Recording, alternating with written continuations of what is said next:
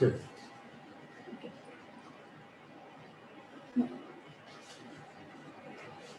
Good evening, everyone. A very warm welcome to all. On occasion of Diamond Jubilee celebration of our alma mater, IIT Delhi Alumni Association launches the first edition of IIT Delhi Alumni Faculty Day. Teachers leading in crisis, reimagining the future. For his welcome address, I would now like to invite Shri Ravindra Kumar, President IIT Delhi Alumni Association. Mr. Kumar has his BTech from IIT Delhi, 1987 batch, armed with an MBA and LLB. He has been a technocrat, bureaucrat, and now has been an entrepreneur for the past 12 years as founder and group CEO of the Global Tax Guru and Global Supply Chain Guru. He has been involved in policy advocacy related to blockchain, drones, and legal metrology. For 3 years as tax expert, he has answered reader queries on the Economic Times portal. So, Mr. Kumar, for his welcome address. Thank you, Dr. Gitanjali Kaushik, for such a warm introduction. A very warm welcome to all esteemed alumni, faculty members, eminent panelists, and experts. It gives me immense pleasure to welcome you all to this IIT Delhi Alumni Faculty Day. This year, IIT Delhi, my alma mater, is celebrating its Diamond Jubilee. IIT Delhi Director Prof. Ramgopal Rao in 2019 during Leadership Conclave said that faculty members are unsung heroes of the IIT system. They build reputation and recognition of IIT Delhi as a global brand. The recognition to the alumni who are faculties in the education system in India and abroad was overdue, and this is the time we have to recognize their exemplary contribution to the teaching, research, and innovation. From 5th October to 13th October, UNESCO celebrating its World Teacher Day, and this year the theme is Teachers Leading in Crisis, Reimagining the Future. It is an opportune moment for IITDAA to celebrate first edition of IIT Delhi Alumni Faculty Day to mark the Diamond Jubilee Year of our alma mater. We have sessions on themes like talented teachers with a leadership mindset and aligning the IITD Vision-2030 with national education policy and role of alumni and faculty there. I believe that some of the issues like how to move from fixed-minded teachers to growth-minded teachers. How can growth-minded teachers be so selfless, devoting untold hours to their students? Third issue, the teaching is not in top 10 career preference among upwardly mobile career aspirants, even though demand for teachers is rising in India. Let us create a magic in the institution of teaching. We should not forget that during COVID-19 epidemic, teachers continued teaching through online means. I quote Dr. S. whose birthday is celebrated as a Teachers' Day. Teachers should be best minds in the country. With this, I welcome Chief Guest, Honorable Minister of State Education, Shri Sanjay Dhotre, Professor Ramgopal Rao, Director IIT Delhi and Chairman of IIT Delhi Alumni Association, Dr. Ashish Nanda, Professor Chilkoti, Professor Renu Malodra, Dr. Ram Guj, Mr. Pradeep Gupta, Mr. Manish Garg, Professor Raj Krishnan, Professor Ranjan Ray, and Mr. Sanjeev Narayan. I also thank all experts, panelists, attendees, and alumni to taking time to attend the first Faculty Alumni Day of IITDAA. Jai Hind. Thank you so much, Shri Ravindra Kumar, President IITDAA, for your welcome address. Now I would like to invite Professor V. Ramgopal Rao, Director IIT Delhi and Chairman IIT Delhi Alumni Association, for his opening address. Professor V. Ramgopal Rao is currently the Director IIT Delhi. Before joining IIT Delhi as the Director in 2016, Dr. Rao served as a PK Kelkar Chair Professor for Nanotechnology in the Department of Electrical Engineering and as the Chief Investigator for the Center of Excellence in Nanoelectronics project at IIT Bombay. Dr. Rao has over 450 research publications in the area of nanoscale devices and nanoelectronics, inventor of 45 patents, which include 17 issued US patents. Professor Rao is a co-founder of 2 deep technology startups at IIT Bombay, NanoSif and SoilSense. Professor Rao's work is recognized with many awards and honors in the country and abroad. He is a recipient of the Shanti Swarup Bhatnagar Prize in Engineering Sciences in 2005 and the Infosys Prize in 2013. Dr. Rao also received the Swan Jayanti Fellowship Award of the DSC, IBM Faculty Award, Best Research Award from the Intel Asia Academic Forum, JC Post National Fellowship, Professor C.N. Rao, National Nanoscience Award, Vasvik Award, and the Excellence in Research Award from IIT Bombay. Professor Rao was an editor for the IEEE Transactions on Electron Devices during 2003 to 2010 for the CMOS Devices and Technology area, and currently serves on the Editorial Advisory Board of ACS Nanoletters, a leading international journal in the area of nanotechnology. Dr. Rao served as the chairman IEEE APED Bombay chapter and as a vice chairman IEEE Asia Pacific region for chapter subcommittee for 2 terms. He was the first elected chairman for the India section, American Nano Society, from 2013 to 2015. I welcome Professor Rao for his opening address. Thank you, Mr. Ravindra Kumar and all the alumni association friends. I'm very happy to be with you. I'm also very happy to see IIT Delhi Alumni Association taking a lead and organizing this event. This is in a way first of its kind. I haven't seen anything like an event which is currently happening today, where we are bringing alumni who are in faculty positions everywhere together and then trying to connect with them and see what we can all do together, which is a very good initiative. I'm happy that something like this is happening. In fact, IIT Delhi Alumni Association, I should tell you, in the last 4 years, has really become one of the most important stakeholders of the IIT system of IIT Delhi. In fact, they are with us on every initiative that we are organizing now.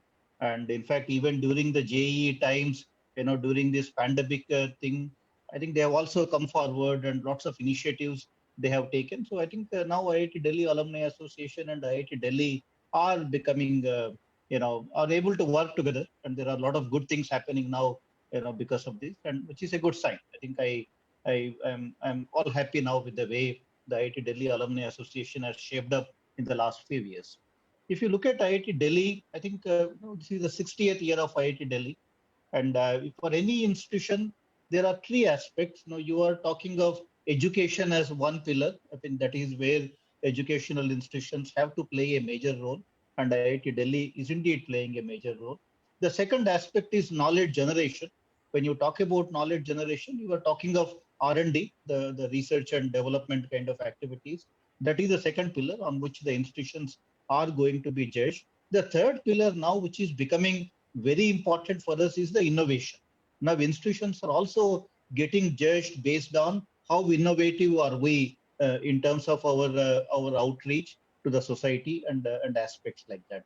Now, if you take each of these 3, on education side, I think IITs are world leaders. The quality of education that IITs offer at all levels now. I mean, more so at the undergraduate level, but we are slowly becoming better even at the postgraduate level.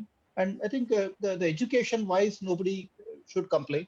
We are doing very well indeed. And we are recognized for our educational outreach. The only thing I would say that needs to change now is the scale of our offerings. I think we have still remained very small in terms of number of students we admit or the number of programs we offer.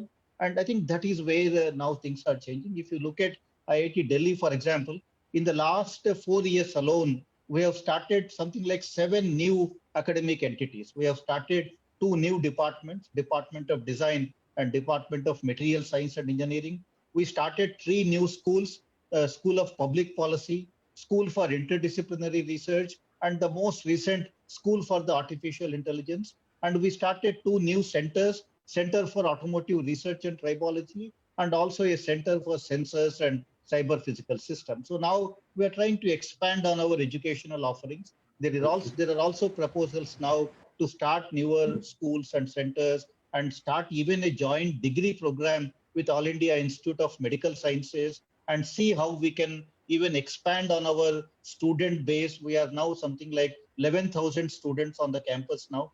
IIT Delhi will be touching 11,000 total student enrollment in the year 2020, which is almost like a doubling the IIT Delhi size in the last, I would say, 7-8 years kind of.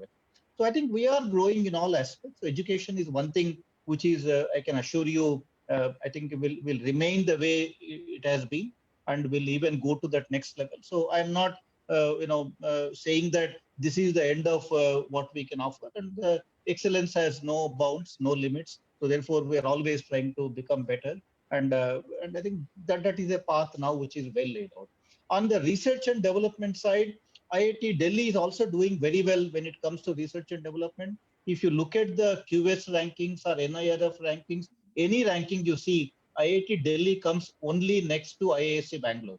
IISc Bangalore is, after all, a research-oriented institution and more postgraduate programs and all that. But next to IISc Bangalore comes IIT Delhi when it comes to research impact. And even the QS World Ranking ranked IIT Delhi at 39th in the world when it comes to the research impact. 39th in the world in 2018 was our ranking when it comes to research impact. So I think on the research front, I agree with you. We can do better.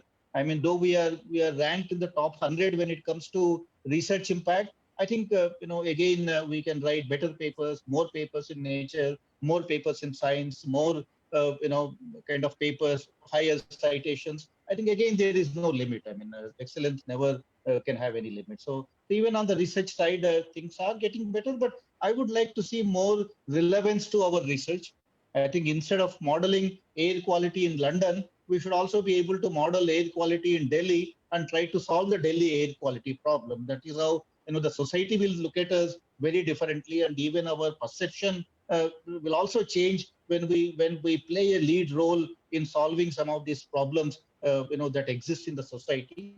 I think the relevance part of it we can do better, and once we do research or undertake projects which have a relevance, the delivery part also becomes very important. To me, R&D is relevance and delivery. I think when I say delivery, it's not just doing research and publishing papers. I think all this research should also lead to something tangible on the ground, something which is addressing the problems of the society around us or in the world anywhere, because we have to be a global player now. So therefore, I think the delivery part of it, how do we take the research that we are doing to the society and ensure that some of the problems that you see in the society get addressed by the research that we carry out in our research. So therefore, the relevance and delivery is what we are strengthening, more and more at IIT Delhi. And that is also where we are connecting now with multiple institutions in the country. And for example, with All India Institute of Medical Sciences, which is our neighbor, we started almost like 100 new projects. Professor Bala is also here on the panel. And in fact, when Professor Balakrishnan was the deputy director, we signed a formal agreement with All India Institute of Medical Sciences. And we now started more than 100 new projects with All India Institute of Medical Sciences. And the same is true with multiple other institutions in Delhi and elsewhere. So I think by connecting with all of such institutions, we are trying to see now, can we work on real world problems and address these problems and become known as an institution, which is at the center stage when it comes to the society and development in the country. So that is again on the research side. So we can do better. We are doing better. In fact, in the last 5 years, IIT Delhi has also written more than 10,000 papers in the world's best journals. the SCI and Web of Science listed journals. And in fact, even the citations wise, like I said, we are doing pretty well.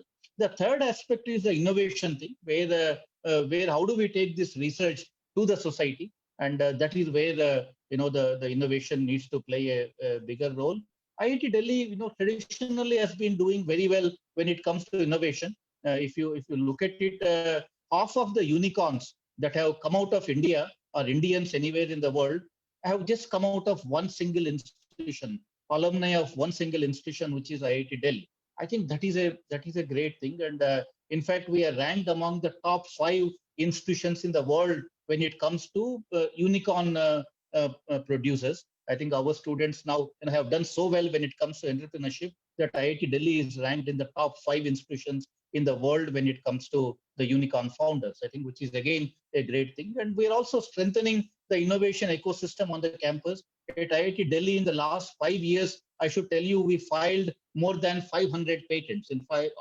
Last year in 2019, IIT Delhi filed something like 153 patents. Because out of this IP will come the unicorn, will come the startups. Out of this IP, will come real solutions to the problem. So we are now generating this IP. And in the last 55 years, IIT Delhi had filed 500 patents. And in the last 5 years alone, we have filed 500 patents. So that is a growth path we are seeing when it comes to filing patents and IP generation. In 2020, our target was more than 200 patents, looking at the way things were going. So we need to see how COVID will affect all of that. But I think good things are happening now. And I'm very happy that, alumni are playing a major role. Our connect with alumni has also gone up very significantly in the last few years. IIT Delhi Alumni Association is also playing a very critical role, very crucial role in these connections. Now they are there, everywhere where we want to connect with the alumni. I think I have nothing negative to say about anything that is happening. I think we are on a major growth path. Our question now is, how do we sustain this growth? Because we are not running a 100-meter race. As an institution, we are always running a marathon.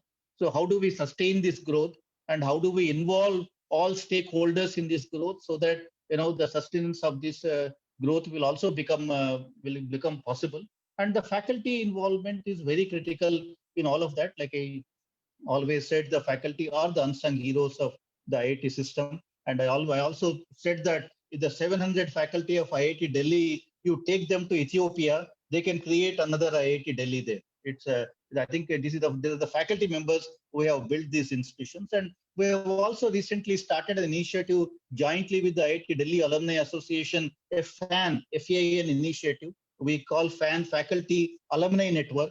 And in the Faculty Alumni Network, there is also a WhatsApp group now where many faculty members of many alumni of IIT Delhi who are in faculty positions all over the world, they're all connected to a WhatsApp group now, and there are lots of emails getting exchanged. And I think some of these things are also happening now. I think internationalization has become a major theme for IIT Delhi, and our alumni all over the world are playing a major role in connecting IIT Delhi to the rest of the world, and that is a role we see for alumni.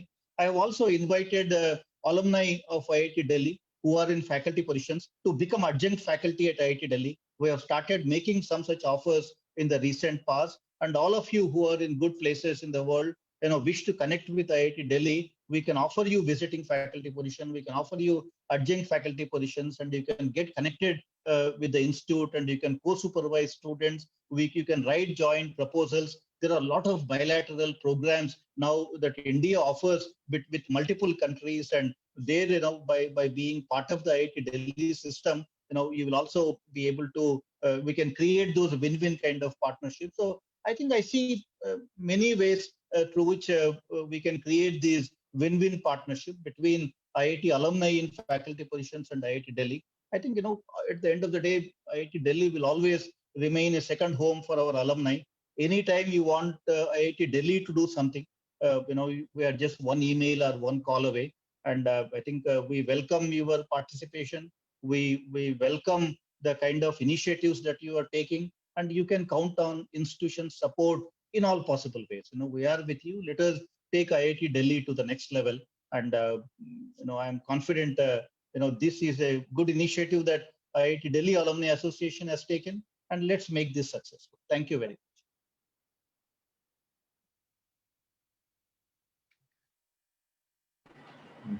Thank you so much, Professor Rao. It's very, very heartening for all of us to note the progress which our institute has made. Thank you so much.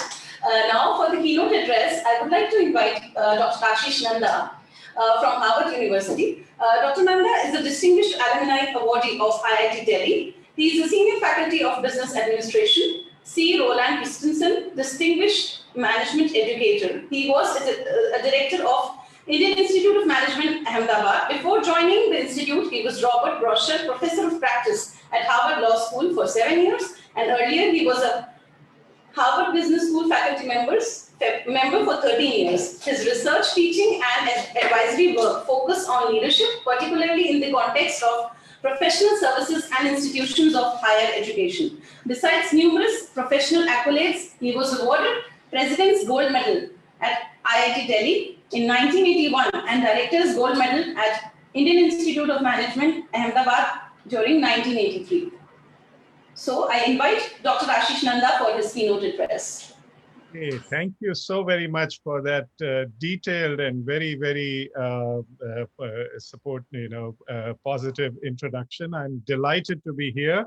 Greetings to everyone. I'm delighted to hear from Director Ramgopal Rao, the wonderful progress that IIT continues to make. I'm not sure if Honorable Minister Dhotre is still on, but my greetings to him as well. And to Mr. Ravindra Kumar, Mr. Pawar, my dear friend Kalpen Shukla, and Ms. Chug as well. And of course, it's always such a pleasure to interact and talk with my friends from IIT Delhi. Kalpen reached out to me and asked me to share some thoughts on the topic for today, role of teachers, leading in crisis, reimagining the future. And so let me just share a few observations there, which in some ways relate a little bit to the trajectory that Professor Rao laid out for IIT Delhi. Let me begin with the backside of this topic for today, which is leading in crisis, reimagining the future. You know, Charles Dickens started his famous book, Tale of Two Cities, with the beautiful, quote for all times. It was the best of times, it was the worst of times. And I would suggest that in some ways we are living in those times right now. Perhaps it feels the other way around. It is the worst of times, it is the best of times. We are at a very, very critical moment today. And I would suggest there are at least three major forces which lead it to be an inflection point. One of which is that the tide of globalization that had swept through this world for over 7 decades is ebbing and has been ebbing for a while. So there is a great degree of parochialism, inward lookingness, and distancing across nations and societies that's going on. The second, and again, folks at IIT Delhi would be very much aware of this second dimension, is technology. Technology, which has in some ways acted as a centripetal force, bringing people together when social and political forces have been centrifugal. But technology also is disruptive. It has found new ways of providing services and goods to people, but it has disrupted existing ones, primarily through disintermediation and by unbundling. But it has been a major force in this world and over the last 3 decades or so, and it will continue at an accelerating pace. The third major force is climate change, of which the pandemic is one very visible, but only one part. As we look around and we see not only what the pandemic has wrought in this world, but also at emerging challenges such as water scarcity, extreme weather, etc., one begins to worry that unless we human beings respond in a creative, innovative, thoughtful manner, we are going to face challenges such as mass migrations and strife at a dimension that will only keep increasing. So these are just 3 of the forces that lead us, I think, to the Dickens observation. We are at an inflection point or as my physical chemistry professor at IIT Delhi would have said, we are at a phase change moment. And now let me turn to the first part of our session today, which is role of teachers in this inflection point at this time of phase change, at this moment of crisis. I think this is just an amazing time for academics. And I would suggest that is so at three levels. And I'm speaking as somebody who's been in academics and who's been around academics for the last 3 decades or so. It is an amazing time for academics for 3 reasons. One is the impact they can have on society. 2 is the world of colleagues and students that we interact with. And 3 is the impact it has on we ourselves as academics. So let me talk about impact on society. 3 reasons why I think impacts can have significant impact on society. Number 1, academics tend to be independent of existing power centers. So they are able to take an independent view, particularly when people are looking for changes. World is changing around, and if you are not beholden to the powers that be, you can speak truth to power more than anybody else. So academics are credible. People pay attention to what academics have to say, and they tend to have a broader horizon.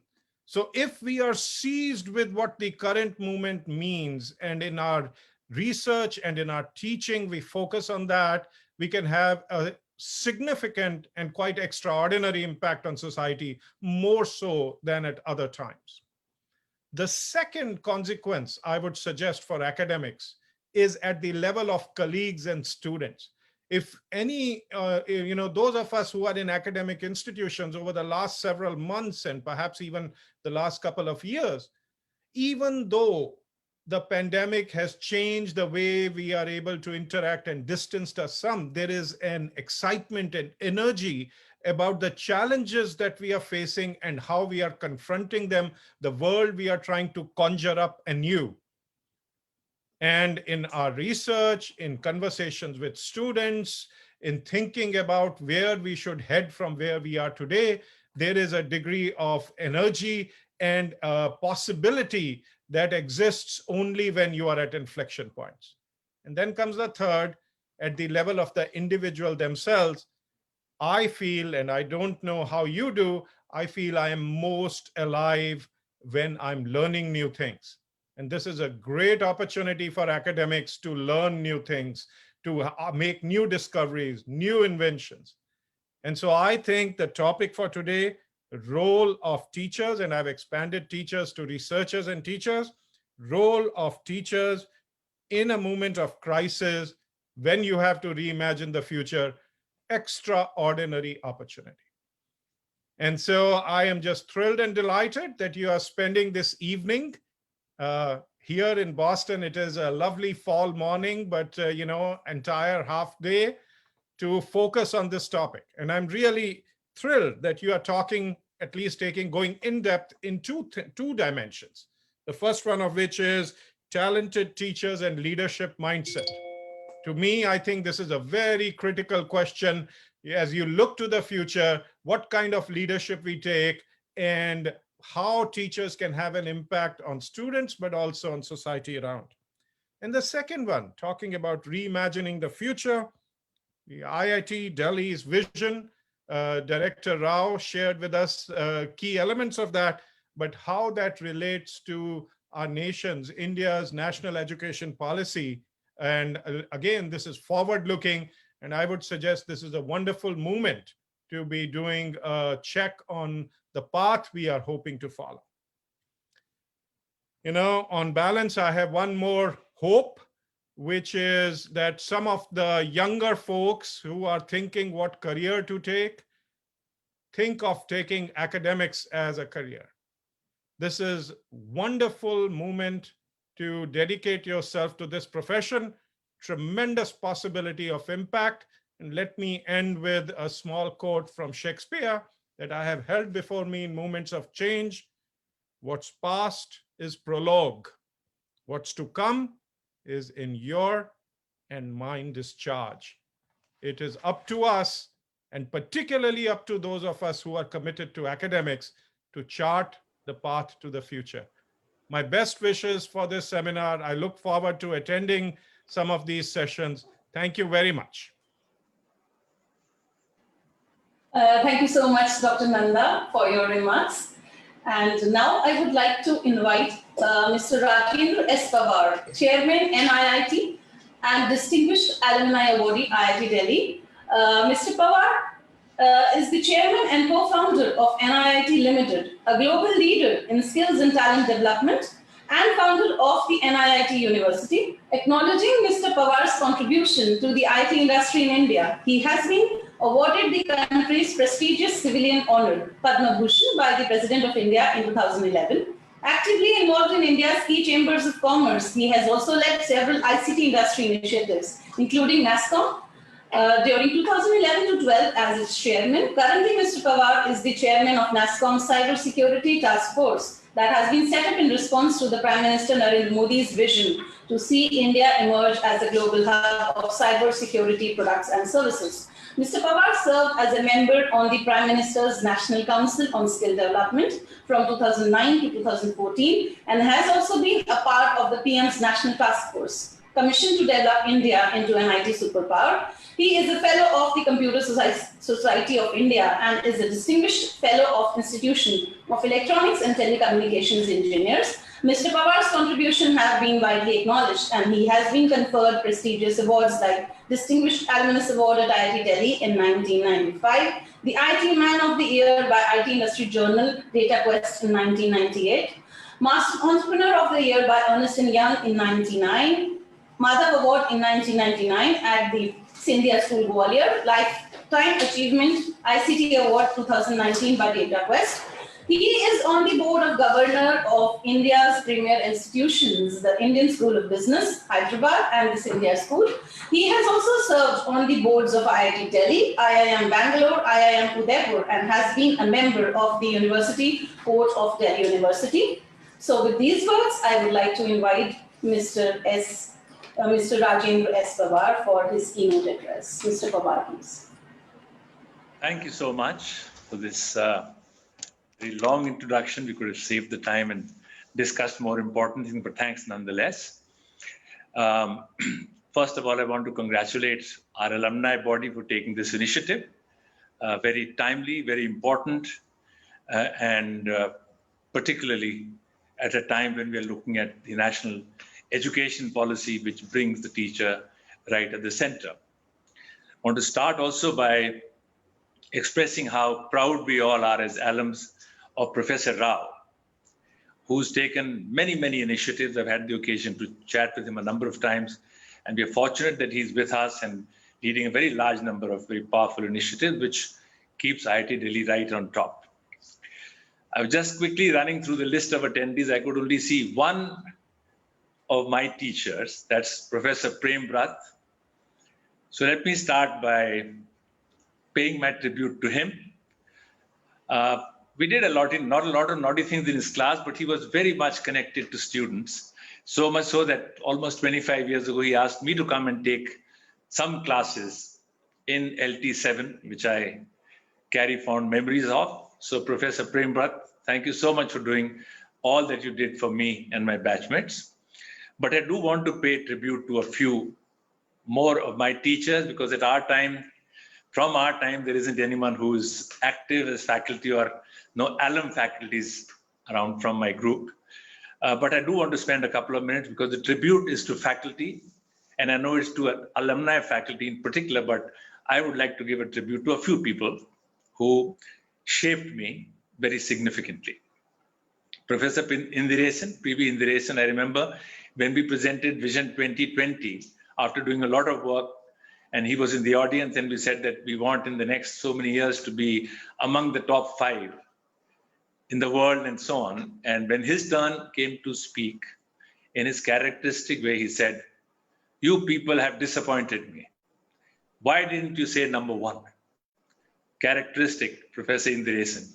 And he challenged us when we had the Golden Jubilee celebration. We to do something beyond running companies, and that's when actually the idea of the NIT University was born. The second person I want to pay a tribute to is someone who's actively involved with us, Professor R.C. Malodra. He was responsible for the RCA, the Recreation and Creative Activities Department or organization, and he taught us at that time that you had to lead a full life. He insisted that all of us find time to be in RCA. And now he's on the board of the university, our university, and still going extremely strong. I'd say he's the most alert, most up-to-date, and the smartest member of our board. So thank you, Professor Malodra, for shaping us then and continuing to shape us now. Professor Jha, by the way, Professor Indireshan went on to be director of IIT Chennai, Professor Malodra went to IIT Kanpur, and Professor Jha went to IIT Kharagpur. He was Dean of Students when I was General Secretary, and he had a big role to play in helping us conceptualize the NIT University. Particularly, I remember his saying that don't think of research as a billion-dollar lab. He said that's an old idea. Now, this is almost, 15 years ago. And he said that in this knowledge era, think of thought experiments. Think of faculty and students sitting under a tree and creating new thoughts, and gave us a lot of very fundamental directions to go by. Among my teachers who taught me, right on top is Professor Datta Roy, S.C. Datta Roy, taught us circuit theory. And I have to say that this is the only course in my life where in the final exam, I started answering the question number 1 and went sequentially all the way to question number 30. Fortunately, got all of them right. But he taught us 2 things. He taught us the value of tranquility and calmness. And he taught us the power of clarity. These 2 things, and we met him at our Golden Jubilee celebration, and I saw the same 2 qualities in him even today. Then Professor Arora, who was my warden, professor of, he taught us English literature. He taught us The Old Man and the Sea, the book, and opened our mind to world outside technology. And Professor Subramaniam Swamy, who I would say instilled in all of us a very strong sense of patriotism, because he was challenging the status quo. He was asking India to be proud of itself. And then, of course, he opened our mind to economics and macroeconomics and opened new windows. Well, I could go on. The list is long, and I'm sure many in this room would know how fortunate we consider ourselves for an exceptional set of faculty we have. And I do want to thank them for what they did and to pay a tribute. And by paying them a tribute, I want to pay a tribute to all our alums who are faculty now and playing a great role in shaping many young minds. For all of you who are alums in faculty, I do want to reiterate that we are indebted to each one of you for all that you do. I don't believe that this idea of being a thankless job is valid for faculty. I think all the faculty I've known and all the ones I know, they love what they're doing. And many of us who are not in the education space envy them for the sense of satisfaction they have. So first of all, thank you so much for doing what you do. But now particularly, I have only one message, and that's for the faculty, our alums who are teaching outside of India.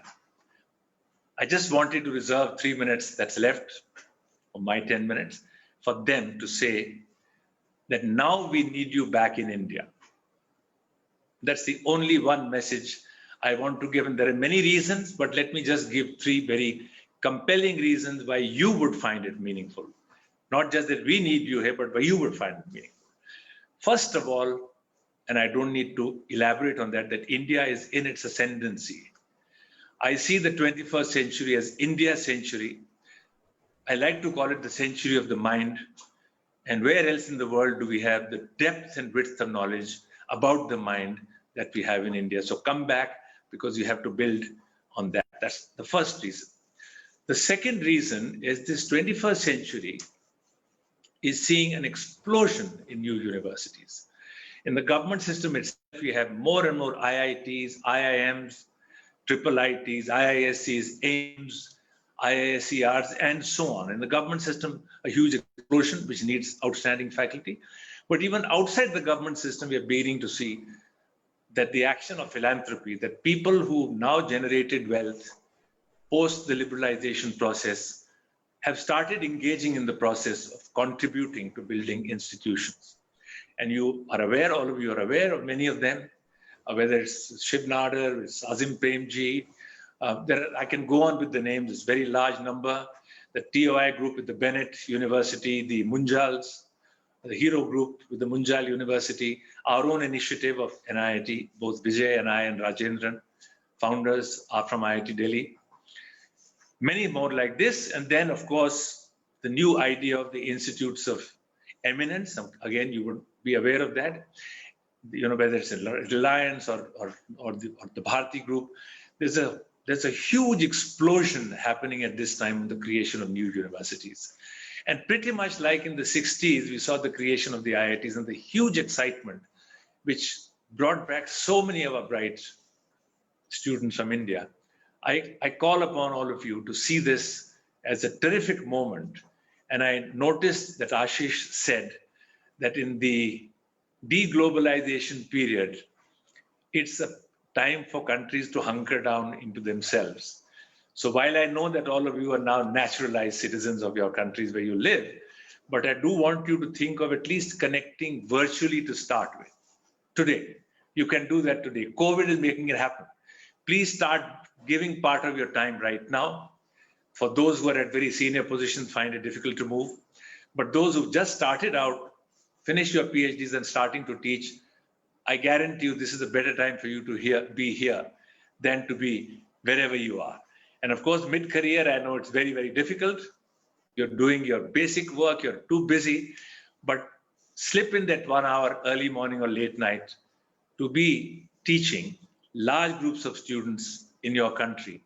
We really need you, and I want to end my 10 minutes by just emphasizing and repeating how important it is for India to have all of you, our alums who are faculty, to get seriously involved in upgrading the education system in India. The NEP 2020 is like no document before, but it'll succeed, and a very big role can be played by your contribution, however big or small, because I know there are thousands of you who are there. You can be a very big force multiplier. So please give your time to all of us and our students in India. And once again, thank you, Ravindra and team, for having me here at this very important event. Thank you very much. Thank you so much, Mr. Pawar. Very, very motivating. And now I would like to invite our chief guest for today, Shri Sanjay S. Dhotre, Honorable Minister of State, Ministry of Education, Govt of India. Mr. Dhotre is an Indian politician from the state of Maharashtra and currently Minister of State in the Govt of India. He is a member of the 17th Lok Sabha. He represents the Akola constituency of Maharashtra and is a member of the BJP party. He holds a BE Mechanical from the Government Engineering College, Amravati, Maharashtra. So I would request the chief guest for his address.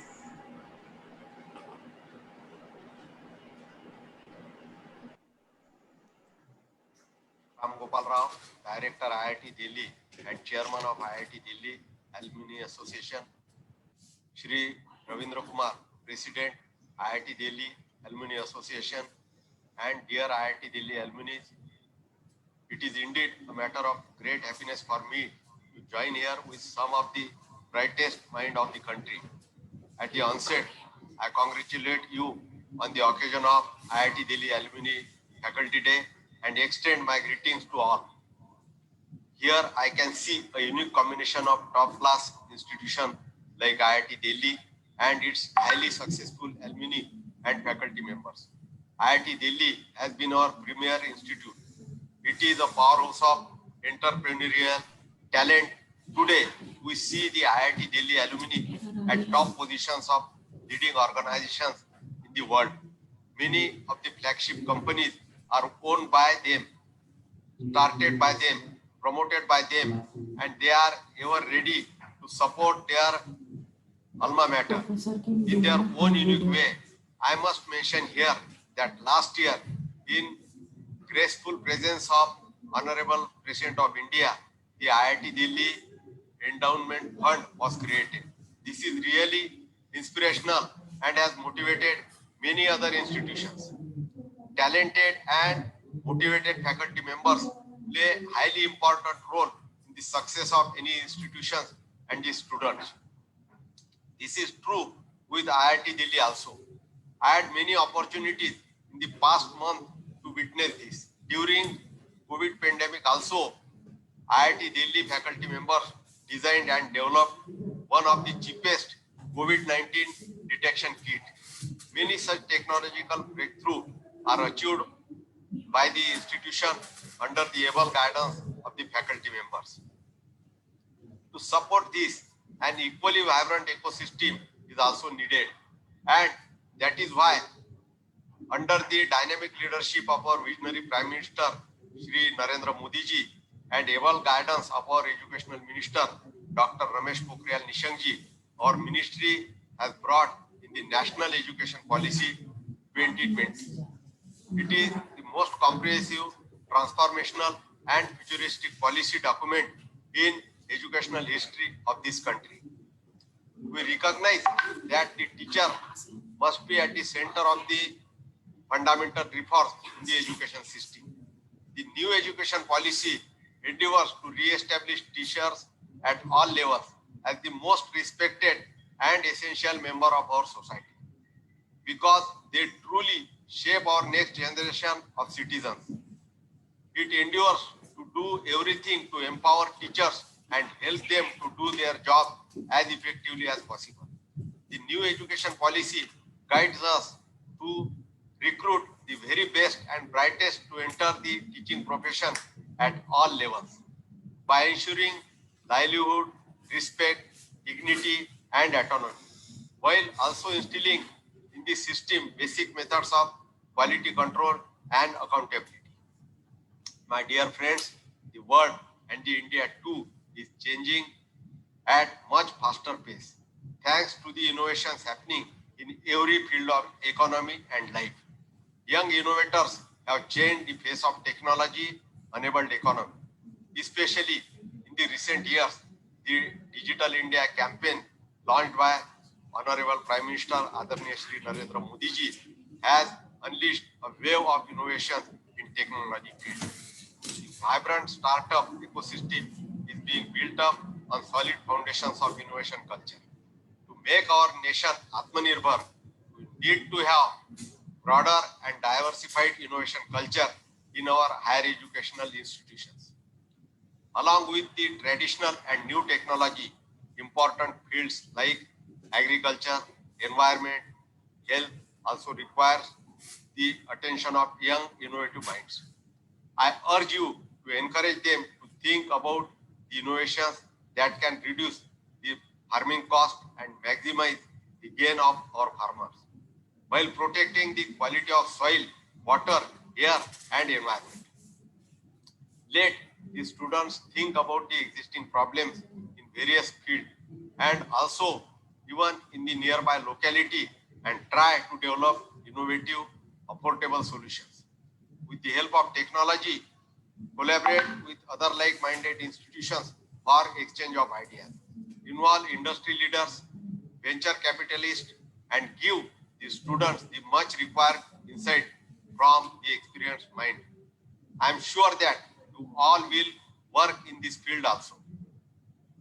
Quality higher education is bedrock of nation building and engine of national productivity. Apart from academic excellence, the top-class education institutes play a big role in bringing out the best in every student and ensure his or her overall development. Therefore, I believe that apart from setting highest standards in academic excellence, it is also important to expand the role outside the academic sphere. This may include mentoring of other educational institutions in the neighborhood in improving their academic excellence. You may also think of sharing your experience with other government, non-government institutions to help them deliver their services in more effective manner, or to help the local community to address other problems like environmental degradation, energy security, reducing input cost in farming, or say helping MSMEs, etc. This on one hand will bring the academics closer to the real world issues, and on the other hand will actively encourage the students to put their brain and energy into such issues, making them active agents in building new India. With this word, I once again congratulate the IIT Delhi Alumni faculty and wish you all the best in all your future endeavors. Dhanyavad, Namaskar, Jai Hind.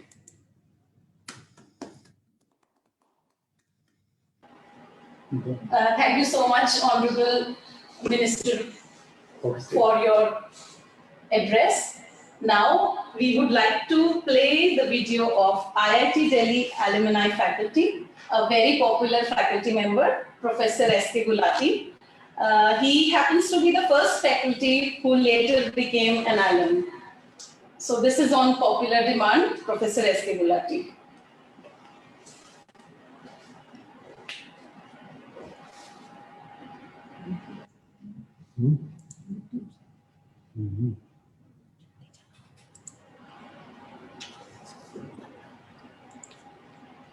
Where is the video? Hello. I'm Shashi Gulhati.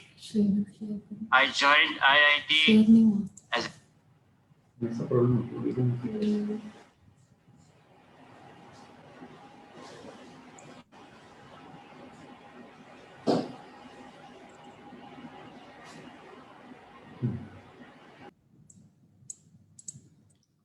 Hello.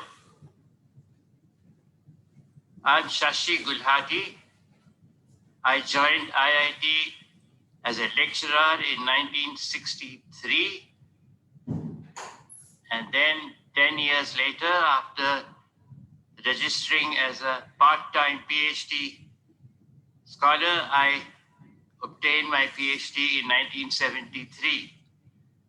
So I became a teacher first and an alumnus afterwards.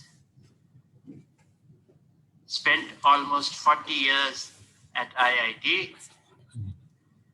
Now I am retired and we are presently staying in the United States, in the state of Washington. I miss IIT, but the great thing is that the IIT alumni are all over the world. We have right here, 20 minutes drive away from us, one of my students, Mr. Deepak Dhawan, class of 81, civil engineering. We get together often and have a great time. I hope in this season of COVID, all of you remain healthy and have a good time today. Thank you.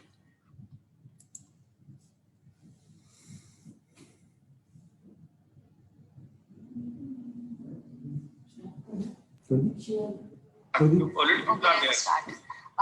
morning, everyone. I am Natasha Angural. I am IITD BTech batch of 2015. I'm currently working as a manager in Quantitative Services, Bank of America, and I'm also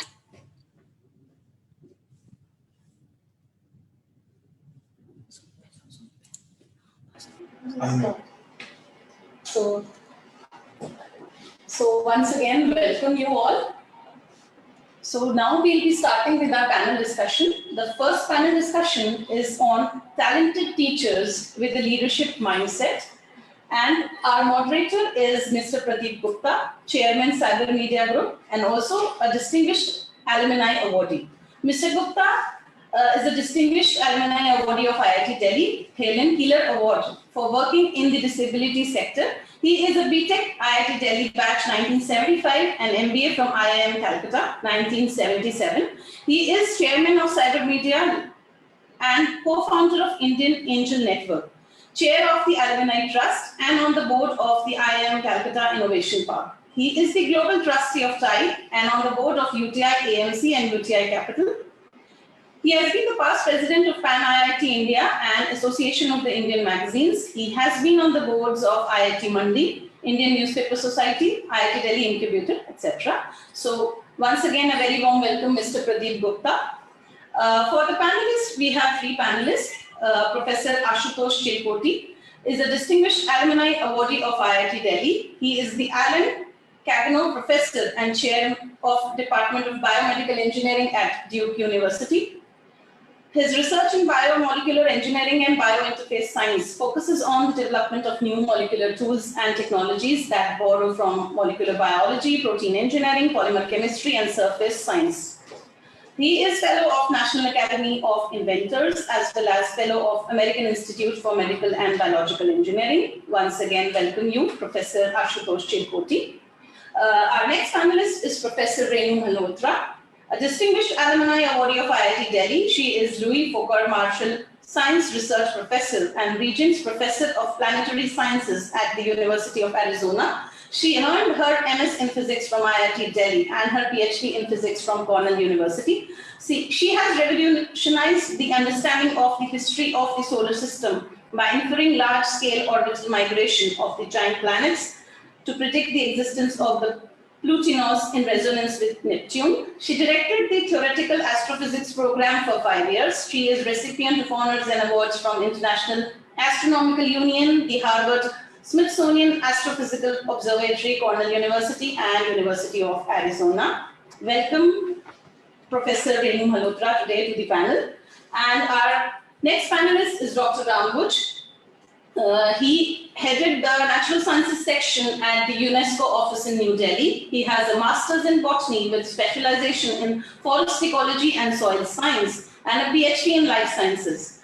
He has over 70 research publications and more than 12 books to his credit. At UNESCO, he coordinated important initiatives in partnership with organizations and stakeholders, particularly the UNESCO's MAP, that is the Man and the Biosphere Program, Climate Change Knowledge, the CLIck Network, World Heritage, Biodiversity Program, and Decade of Education for Sustainable Development. I once again welcome all the panelists and the moderator. Now, I would request the moderator, Mr. Pradeep Gupta, to kindly take over the session. Thank you very much. It's indeed a pleasure to be on this panel, which is a much awaited panel because I think, there is tremendous amount of change, as the minister also talked about, which is taking place. And I think I have got a fantastic panel here with me to discuss some very important issues today. Kabir said, Guru Govindo, khade kaake lagu pao, balihari Guru apni Govind diyo dikhaye. These words put the teacher on the very top. The Guru showing the path to God and knowledge clearly shapes a nation's character. Faculty plays the most important role in nation building by creating high quality of human resource in their classroom. Raji talked about some of his professors. I can also proudly say that Professor P.C. Bhatt of IIT Delhi and Professor Ashok Agarwal of IIM Calcutta had immense role in shaping my life, and they have my eternal gratitude.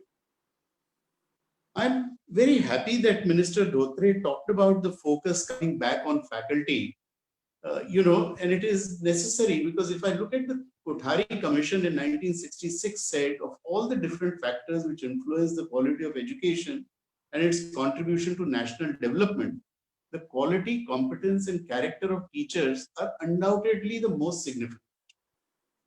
Justice J.S. Verma Committee report in 2012 said a broken teacher education sector is putting over 37 crore children at risk.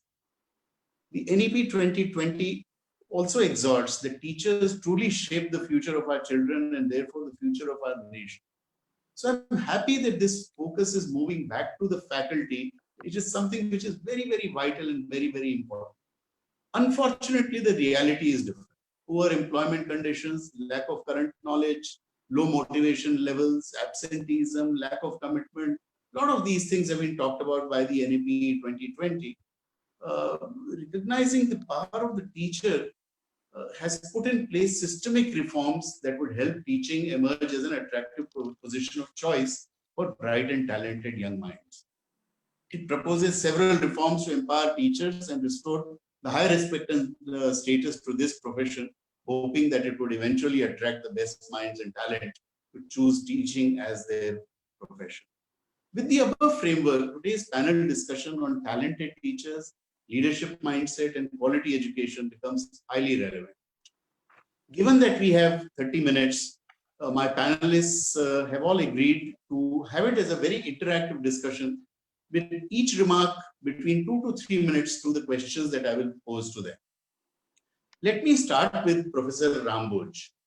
Professor Boj, you were there in UNESCO, and I'm talking about in the current pandemic, teachers around the world have shown exemplary leadership in providing remote learning, supporting vulnerable students, vulnerable communities, reopening of educational institutions, and ensuring that learning gaps have been mitigated. This is something which was talked about by the president of the Alumni Association, Ravi, also when he talked about the pandemic impact. It was also a thing which Professor Ashish Nanda talked about. He talked about the unprecedented opportunity which is coming to faculty. Your views on this very important subject. What was the role which was played by the faculty during this pandemic era? Thank you, Pradeep ji. And let me say at the very beginning that it's indeed a pleasure and privilege to be with you all, the distinguished faculty, all the IIT Delhi alumni. Though I am not an alumni, but I have been very closely associated with IIT Delhi, being in Delhi in the UNESCO office for more than almost close to 2 decades. I was working with many faculty members in many projects, and particularly the IIT fraternity and the IIT Mumbai, which was set up by UNESCO's generous support some, I think, 60 years back. So I am very much familiar with the excellent academic work that faculty and teachers in IITs are doing. Regarding your question, this is a crisis situation. In fact, this year's World Teachers Day, which is being observed from 5th October tomorrow, of course, it will be observed for the whole week by UNESCO and various institutions, has its focal theme on the teachers leading in crisis, reimagining the future. In fact, again, we are looking toward the leadership role of the teachers. They play a very crucial role during this COVID pandemic in ensuring continuity of learning and supporting the mental health and well-being of their students. Very important. As per UNESCO and other UN agencies estimate, around 1.6 billion learners, more than 90% of the world's total enrolled students population, are affected by institutions closures, schools, colleges, universities. And this has also impacted 63 million teachers. And this further exacerbates the global learning crisis. We can call it a global learning crisis.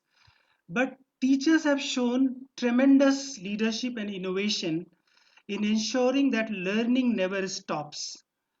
And in fact, on the social media, you can find the hashtag learning never stops. And many Professor Ramboj, yes. Professor Ramboj, one request. Your camera is cutting the top of your face, so may I just Okay. a centering of. Yes, I hope it's okay. That's better. Yeah. So, please. as per the UN, like UN Sustainable Development Goals, which aims that no one should be left behind, teachers playing leadership role that no learner is left behind. And they are having very innovative solutions to create new learning environments. And one thing is very clear in this crisis situation. Number one is this technology has become a great equalizer, multiplier, and also it has its own, like many teachers, many students, they are feeling a lot of nightmares. In this context, this year's World Teachers Day, which is observed on two principles. One is the uh, recommendations concerning the status of teachers, both in higher education as well as the primary education, that was adopted by the UN General Assembly as well as UNESCO. And these are very, very important recommendations. In every 3 years, there is a status report about the status of this, what is the teacher education is happening world around, what is the status, how we can achieve the excellence, and how we can apply all those recommendations concerning teacher personnel in every sphere. So I think this is in brief that I could say that teachers playing a leadership role in current situation in variety of ways. Wonderful. I think you've laid out the sort of background of this discussion. Professor Ashutosh Chilkoti, my question to you is, the three reports talked about nation building and so on. So perhaps from your own personal example, how did IIT mold you, and how do you think it can help in terms of molding, India of tomorrow? I mean, I think one of the things that IIT does, it surrounds you with excellence, right? So you're sort of around people who are much smarter than you, and I think that's a really good thing in life, right? It makes you humble, and it makes you realize sort of how much further you have to go in life if you want to be excellent. So I think, and I think what the IIT offers is an opportunity for people to excel and to take advantage of resources that are very difficult to get in India. In terms of the kinds of facilities and the intellectual environment. And I would tell people not to simply obsess about their grades, but to actually enjoy their time there in every way, including intellectually, and to make the most of it. Because it's, the 4 years go past quickly and then life takes over. And this is the one time you have where the only thing you're doing is learning new things. And you cannot put too much value on that process of learning, because what you learn is what you will apply later. And if you don't learn, there won't be much to apply. I don't know if I answered your question completely. I think there were two questions. I think a very important point that the focus should be on learning, and and especially with the way technology is evolving, relearning and something is I think a continuous process that is indeed required. Coming to you, Professor Renu Malodra, you have been you've been, I read about you, and you have been sort of, taking the excitement of science and astronomy to the public. Okay. So that's a very interesting role that a faculty member plays, that popularizing the entire thing about engineering, science, and bringing that excitement. Your views on how it can help in terms of molding the engineers of tomorrow. Would you like to speak on that, please? Oh, thank you, Pradeep. It's well, actually, popularizing science is a very small part of what I do. It's really a minor part, but I guess it gets the more airtime, perhaps. But I wanted to go back actually to some things that have come up already in this session, which is this perception of a crisis in teaching. My view is that education of the young is one of the largest of human activities. It's a huge enterprise in every society. And currently there's a worldwide perception of a crisis in this enterprise. And this is for complex reasons, including, but not only, the current pandemic.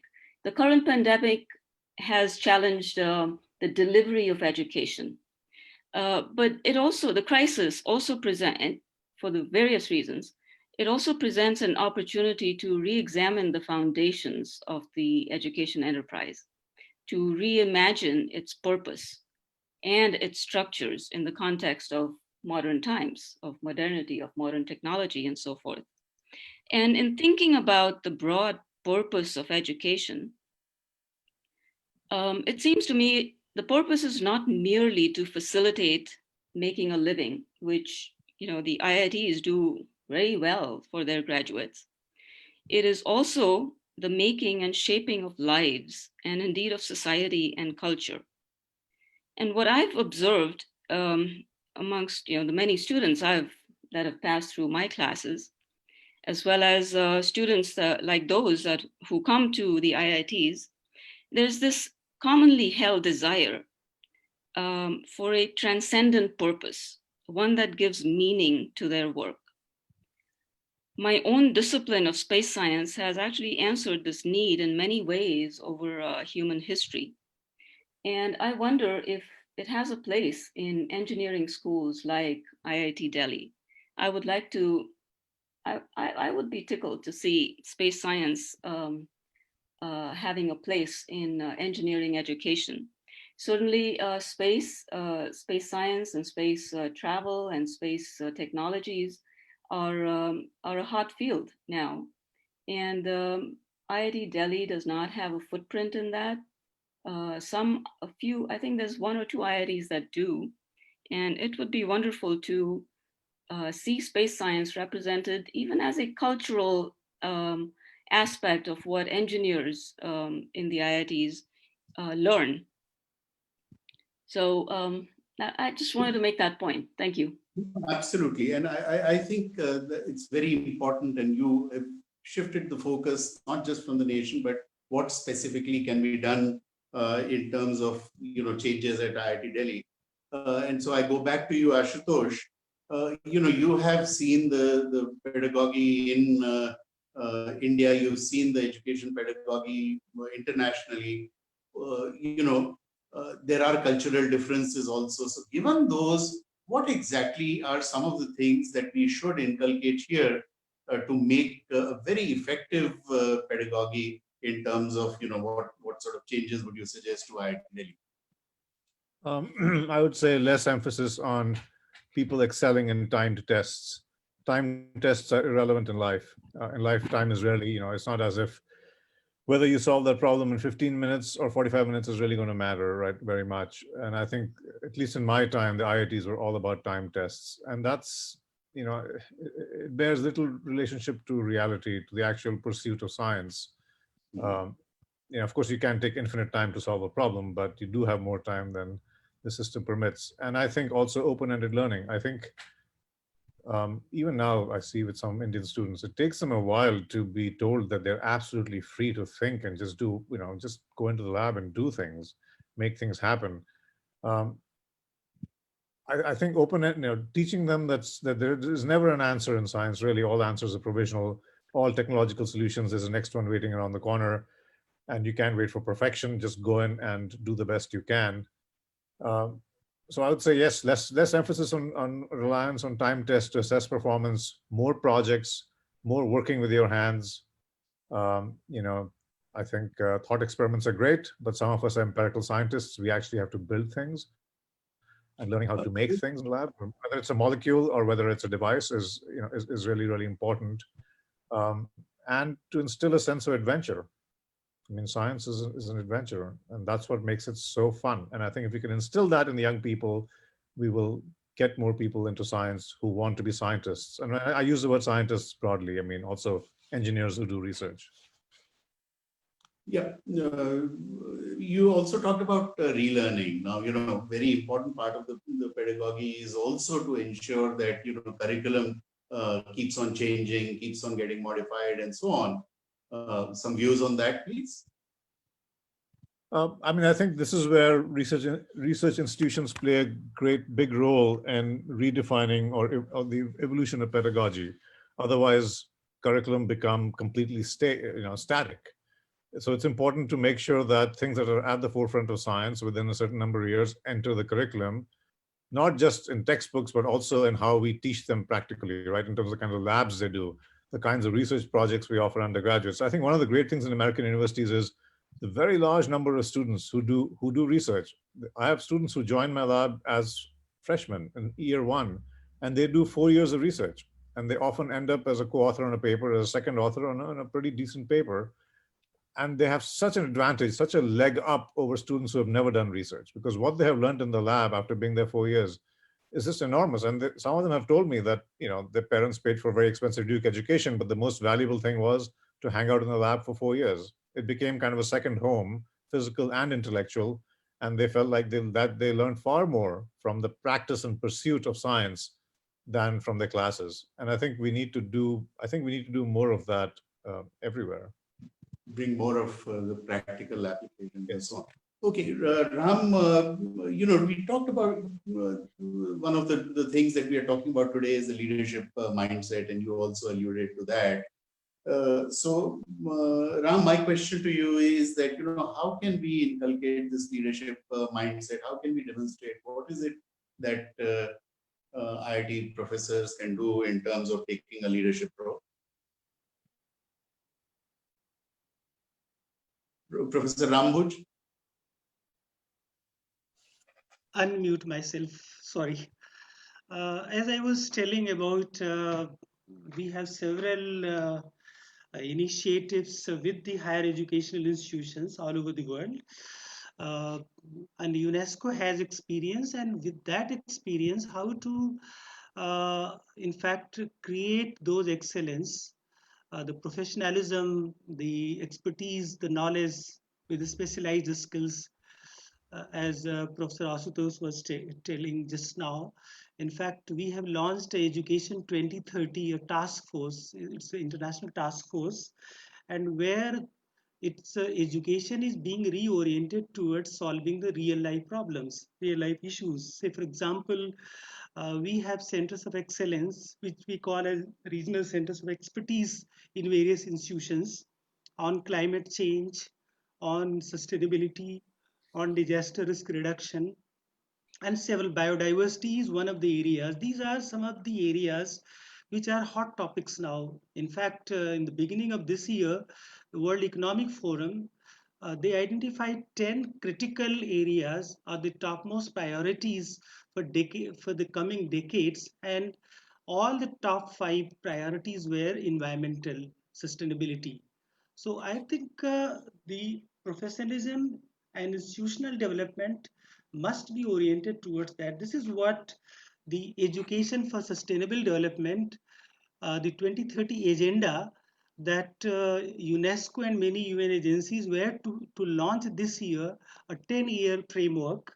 Of course, this year was going to be the super year for environment and sustainability, but somehow in 2021 this will be launched along with the accelerated action on many fronts. And I think this involves so many things. There are recommendations regarding even our national education policy also recommends about the institutional autonomy, accountability, freedom.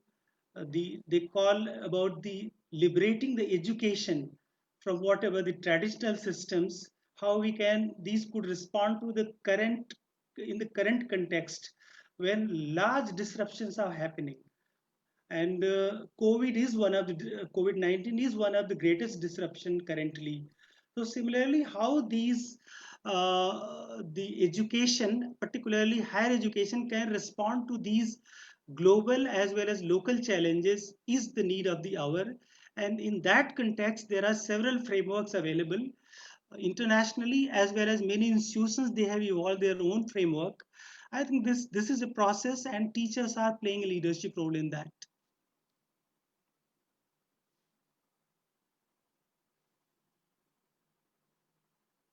I hope I have been able to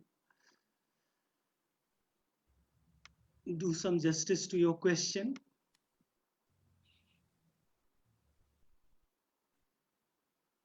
It looks like we've lost Pradeep. Oh. Well, while he's off, he probably wouldn't mind me chiming in. I would echo Professor Chilcote's remarks about the value of research and real experience and research and learning through what I would say is almost a one-on-one interaction with teachers. I have always felt that small learning communities are the most effective.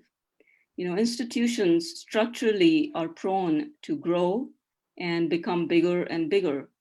And young learners as they come in as freshmen, often get lost in that huge enterprise of a university or an IIT. So having within even these large institutions, having small learning communities is really key. I would say that actually it reminds me of the Gurukulas of ancient India. The apprenticeship model is really effective, and that hasn't changed. Human nature has not changed over time. So this one-on-one interaction is super important and critical, and must be cultivated through crisis situations and beyond. What the crises help is figuring out new ways of that delivery. So that's all I wanted to say. I think Pradeep is asking to be added to the panel. Maybe Mr. Shukla can do that. Yeah, I think he lost the connection and no. Pradeep, are you there? Sir, I think somebody needs to add him to the panel. Yeah. Yes. Meanwhile, I'll have a small observation to make, and I would like to request the panelists to have their opinion. We could be working with two contradictory trends. One is in terms of institutions growing larger and larger in its size, in terms of diversity of programs and the offerings that they make, which probably is the need of the hour also. Vis-a-vis what I heard from Professor Chilcote as well as Professor Renu, in terms of having engagement which are more closer, smaller community, more one-to-one, more hands-on. For India, resource mobilization and allocation could be a big challenge. Would you have any suggestion as to how we can do so? What you have seen in different world and space, how can we effectively introduce or bring it to Indian environment? Any thoughts are welcome. I mean, I think there's, as somebody said, the 21st century belongs to India, and that would be wonderful, but it won't belong to India until India actually makes the investments. And money is not everything, but money matters. I'm not sure that India spends 2.5% of its GDP on research and education and so on, right? I doubt it. So, I mean, I think it'll take a liberal application of money, but money is not everything in this business, right? It's people. And I think you need to create, so as Renu said, right, the Gurukul, which is also like the medieval guild system, it's the same idea. That's really important. That's really important at the forefronts of science and technology. So in other words, in educating PhD students, but it also plays dividends in actually creating research projects for students and so on. But I think, if you get out of this IIT mindset, right? So we're talking about excellence here, but you look at the rest of India and the report, you send the excerpts from that report. The problem is one of the quality of people, right? I mean, you said 85% of these teachers fail their competency exams after they've been passed. So 99% graduation rate and then 85% failure rate later. I think part of it is because, I hate to say this, but I don't, it's one thing to be respected as an IIT professor or a professor at NIIT or at IIM, but I think India has sort of lost its way. Teachers are no longer respected. It is not, being a high school teacher is not seen as an aspiration in life, right? So we need to change that. We need to make teaching a noble profession again at all levels, from kindergarten to an IIT professor, an IIM professor. And I think the way you do it also is by sort of, this has to be a cultural shift where teaching becomes, like it used to be in ancient times, becomes a really, really sort of valued and valuable profession. And this is just an idea. Why can't there be an education stream in the IAS or in the civil services? Why can't people take the civil service exam, and why can't it be treated at the same level as, if not the IAS, like the IPS? So an Indian educational service, and then you are a civil servant and you're respected and you get the same perks, and then you teach, at different levels. This is just a very sort of slightly crazy idea, but I think you have to, the government has to show that this is really, really important. And since the civil services have generally been quite respected, I would say, well, make it a civil service, make it a high-level civil service, and pay people what they deserve, and you will get good people, and it will create respect in society. So that's just one idea. That's wonderful, and I'm back. I don't know what happened, but I suddenly got kicked out of the panel, but I'm back. I could hear the entire discussion, so thank you very much, Renu, for stepping in, and also Kalpin for stepping in. Ashutosh, you have started a number of startups also, right? So Yeah. what are your views on that, as to how faculty could work towards ensuring that they contribute in terms of ensuring that innovations go to the market? So I didn't set out to be an entrepreneur, and my answer, what I would tell people is, don't go into academia with the idea that you're going to set up companies, right? You go into academia because you're deeply interested in pushing forward the frontiers of sort of pushing back ignorance, pushing forward the frontiers of knowledge.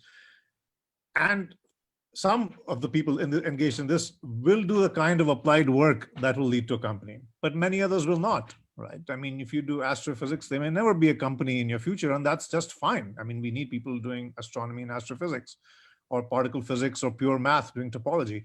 But some of us happen to do more applied work where our work can lead to a company. But it is a very difficult, even in the US, which is set up for entrepreneurship, it is not easy. It takes a lot of time, effort, pain. So I tell people, if you can license your technology to a company, do so. If you believe in your technology and nobody wants to license it, then go down the route.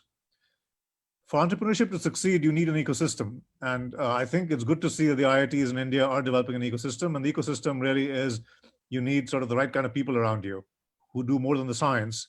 And then you need the money and the space to do it in, right? So, I mean, you need incubation space, you need some initial seed money, and then you need people, not the scientists. You need the management team that knows how to take it through to market. Some of those products are heavily regulated, like in my world, in biomedical devices. Others are less so. But you still need a team that understands, there's no point creating a product for which there is no market. So, and we don't tend to think of it that way, but you have to actually understand what is it the market really wants, what will actually work in the marketplace. Because if nobody's going to buy it, it's going to fail, even if it's the world's best technology. So you require a whole ecosystem, and I think IITs are doing this, and I think India, needs to do it. Some of it is not that expensive. I mean, it's just collecting people together, getting like-minded people together, where you connect the professors with the future CEO of the company, the person who comes from industry, who has the background. Some of it is just all virtual. It doesn't cost a whole lot. Some costs a little bit. Seed money is money, and incubators are space. But at least in the US, we can't work in our lab and set up a company. India may be different. If you can use an IIT lab to set up a company, great. I don't know what the rules are, but space is the third component. So, it can be very satisfying, but it is not easy. There's nothing glorious about it. Most companies fail. So you have to go into it with a very open mind and with a clear understanding that there's a big chance of failure. And it should never substitute for your scholarship. Absolutely. And of course, IIT Delhi has had a fantastic track record. As Professor Rao said that, we are amongst the top 5 schools when it comes to alums who have become unicorns and so on. So that that's something which probably, IIT Delhi can take it up in a very strong manner and can grow it. Renu, another area where we seem to be lacking is in terms of the industry interaction. What are some of the things that can be done in terms of improving the interaction with the industry as far as faculty are concerned? Is that a question for me? Yeah. It's probably a misplaced question for me. As Professor Chilkoti just said, if you're doing astrophysics, you're probably not going to be developing a company anytime in your career. But let me actually make a point about something that Ashutosh said, which I disagree with, which is that that government is the answer. This idea of a national education service, I actually quite vehemently disagree with that. I think teaching very much should be a grassroots, or is naturally a very grassroots activity. And to expect and try to impose solutions from some central authority is, in my opinion, doomed to failure. So I think that is an important issue. Not all solutions, and particularly about teaching and learning in small communities. In fact, what Ashutosh himself, the example he gave about about freshman students working in labs and that being their greatest experience in college, is evidence that it's not centralized solutions. It's those one-on-one small learning communities, the interactions among small groups of people that are really crucial to producing and developing talent, and actually making talent become fruitful and contributing and productive in society. So I think that's very much a part of producing entrepreneurs. It's Sure. that small group interaction. Ashutosh, would you like to react to that? I don't disagree with what you said, and I think I think maybe I didn't make my point clearly enough, which is that if you stop talking about the top institutions like the IITs and IIMs, and you look at sort of the educational landscape, the teachers we have in India, I think most people would agree that we need better people. We need a better quality of, and I'm not talking about college professors, I'm talking about primary school teachers, the government schools, the vernacular schools, the high schools, the secondary, tertiary, the tens of thousands of colleges where education is substandard. How can we improve the quality? What can we do to improve the quality of those people? I agree that solutions should be bottom up. I think the education system should be opened up. There should be more private schools, but these private universities are very expensive. Ashoka, Shiv Nadar are not cheap universities. Most Indians can go to them. So 90% of education is still going to happen through government schools and government colleges and so on, which are free. How do we improve the quality there? And I thought one way is to, since that centralized component is never going to go away completely, I think yes, we need more competition from the private sector, but that will still exist. In that sector that caters to India's poor, how do we improve the quality? And one way was to give them a higher status in life by using the force of the government, which is the civil service, and making a civil service. So that was my point. But I don't disagree with what Renu said. I think I was trying to sort of maybe say something. I think we're sort of talking about slightly different things, I think. Yeah, but I think this idea of civil service, which is dedicated to education, is a very, very interesting idea. My last question to you, Professor Ramgopal, would just like to, based upon your experience in different geographies, what sort of things can be done in terms of, you talked about the faculty mindset. What about getting the innovation cycle going? Yeah, I think I second what just professor said about creating a professional service like civil services. That's a good idea under the Indian situation. But one thing is there, in fact, it has to bring in this excellence, what we talk about, like world-class or excellent universities, as you just said, they drive innovation, entrepreneurship, as well as enterprise through generation of intellectual property and new ideas, and this contributes to the development of the society and nation.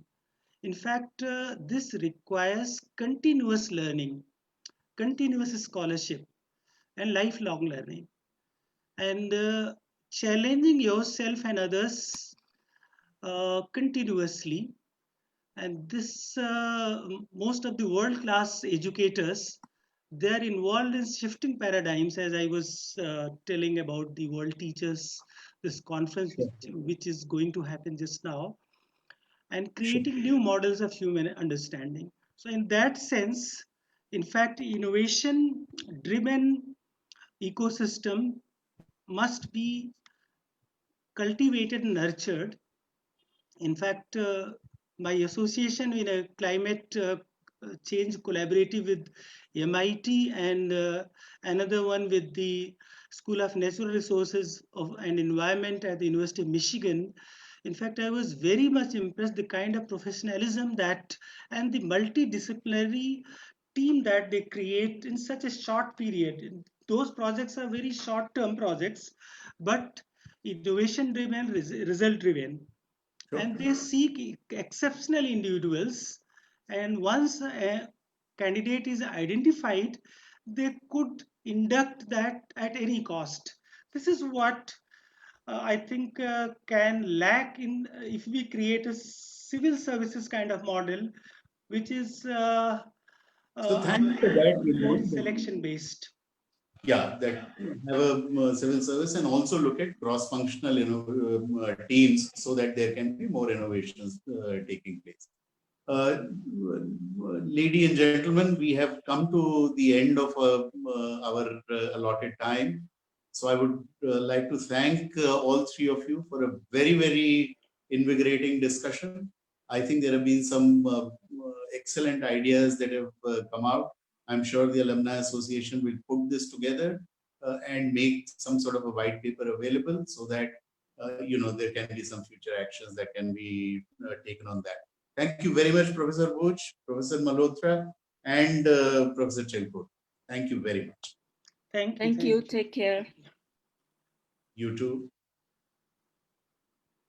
Thank you so much, Mr. Gupta, for moderating the sessions, and thank you so much all the panelists for their kind discussion. So once again, I welcome you all to the second panel discussion. And before starting, I would like to tell you all that after the second panel discussion, we'll have the award announcement for the alumni faculty. And this announcement will be made by the President, IIT Delhi Alumni Association. So please, all, we'll have the announcement to make after we conclude with the second panel discussion. So now we'll be starting with the second panel discussion on aligning IIT Delhi Vision 2030 with National Education Policy 2020, the role of faculty and alumni. The moderator of the session is Mr. Sanjeev Narayan. And we have panelists as Mr. Manish Garg, IAS Joint Secretary, Ministry of Education, Professor M. Balakrishnan from IIT Delhi, Dr. Ranjan Ray, Director CSIR, Indian Institute of Petroleum. So I welcome all the panelists and the moderator. Mr. Sanjeev Narayan is Senior Engineering Manager, Global Suite Apps, Core Infrastructure and Storage. He is a technology leader with 20 years of progressively responsible experience in technical innovation and managing R&D teams for multi-site, cross-geography product development. He is a BTech in Computer Science, 1988 batch from IIT Delhi. He has his MS and PhD in Computer Science from the University of California. Welcome, Mr. Narayan. We have with us as panelist Mr. Manish Garg. He has his BTech in Electrical Engineering, 1993 batch IIT Delhi, has a master's degree in South Asian Global Security from King's College London. Since 2015, he has been Joint Secretary in the Ministry of Human Resources and Development, Govt of India. Next panelist is Professor M. Balakrishnan. Professor Krishnan is a professor on Lean from the Department of Computer Science and Engineering, IIT Delhi. He is currently Vice Chancellor of a Greenfield Institution of Eminence named Satya Bharati Institute of Technology, founded by the Bharati Group. He obtained his BE Honours in Electronics and Electrical Engineering from BITS Pilani in 1977 and his PhD in Electrical Engineering from IIT Delhi in 1985. He has worked as a scientist in CARE, IIT Delhi from 1977 to 85, where he was involved in designing and implementing real-time DSP systems. For past 32 years, he has been involved in teaching and research in areas of digital systems design, electronic design, and embedded systems. He supervised 12 PhDs, 3 MSR, 173 MTech BTech projects, and has published more than 110 conference and journal papers. He has held various positions, teaching positions in universities in Canada, US, and Germany. At IIT Delhi, he's been the Phillips Chair Professor, Head of the Department of Computer Science and Engineering, Dean PGSI and R, Deputy Director Faculty, and Deputy Director Strategy and Planning. At IIT Delhi, he initiated a number of programs and activities to promote startups and outreach to the community. Assistec is a laboratory and research group founded by him along with Professor Rao from Mechanical Engineering. Smart KNTM is a mobility aid for visually impaired developed by his group. He has been a recipient of 3 national awards, ACM Eugene Lawyer Award, and very recently IIT Delhi's Lifetime Award for his work in the disability space. Very warm welcome, Professor Balakrishnan, to this panel. We have Dr. Ranjan Ray, a graduate of IIT Delhi. Dr. Ranjan Ray received his doctorate in chemistry from the University of Pennsylvania under the guidance of Nobel laureate Professor Alan. He worked for over 25 years in corporate world in chemistry, chemical industry. His professional interests are in diverse fields such as surfactants, oleochemicals, paints, adhesives, textiles, water treatment, energy efficiency, biofuels, and renewable energy policy. He is the 8th director of CSR's Indian Institute of Petroleum. He has also held the additional charge of Head, Research, Project Planning and Business Development Directorate at headquarters of CSIR. So I welcome everyone to this esteemed panel, and I would now request the moderator, Mr. Narayanan, to take over. Thank you. Thanks a lot. Welcome, everybody. You know, things have changed a lot in IIT Delhi. When I went to IIT Delhi about 30 years ago, if there was a director and so many senior faculty sitting across from me, it only meant 2 things. Either we were having a convocation or there was a disciplinary committee in progress, right? So I'm really happy to report that neither of that is the case today. Welcome to this panel. And I would like to thank all the 3 panelists who made time to be with us here today. So the topic we are discussing is IIT Delhi Vision 2030 and the National Education Policy 2020, and what role can faculty and alumni play towards furthering both these initiatives. So let me start with Professor Balakrishnan. Professor Balakrishnan, what I would like to ask you is, what are some of the things that we can do or achieve that faculty and we in IIT could do to make progress towards our Vision 2030? So I believe you want to present some slides, and I'll just bring them up. Thanks for this opportunity to talk to the faculty alumni and the alumni. So I think what I thought was I will, because many of the alumni and, I've been with the system for a long time and also had opportunity to lead the institution with many leadership positions. So there's a lot of misunderstanding about where we are. There's also some understanding, there's some misunderstanding. So I thought I would like to just give a picture of what we have done right. The reason that we are here today as an, leadership in India is because of certain decisions and certain things that happened. And if we really want to go to the next stage of a global visibility, global leadership, or a global position, what do we need to do? So these are the 2 things that I will just talk about in a few minutes that I have. So Sanju, can you just put on the slide? I'm just bringing it up. Why don't you go ahead? Yeah.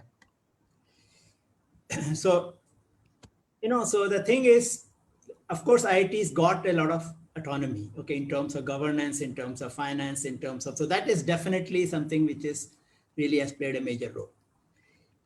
Other thing that we all know about is the JEE. We know how great tough the examination have been and how we have been able to attract the best talent.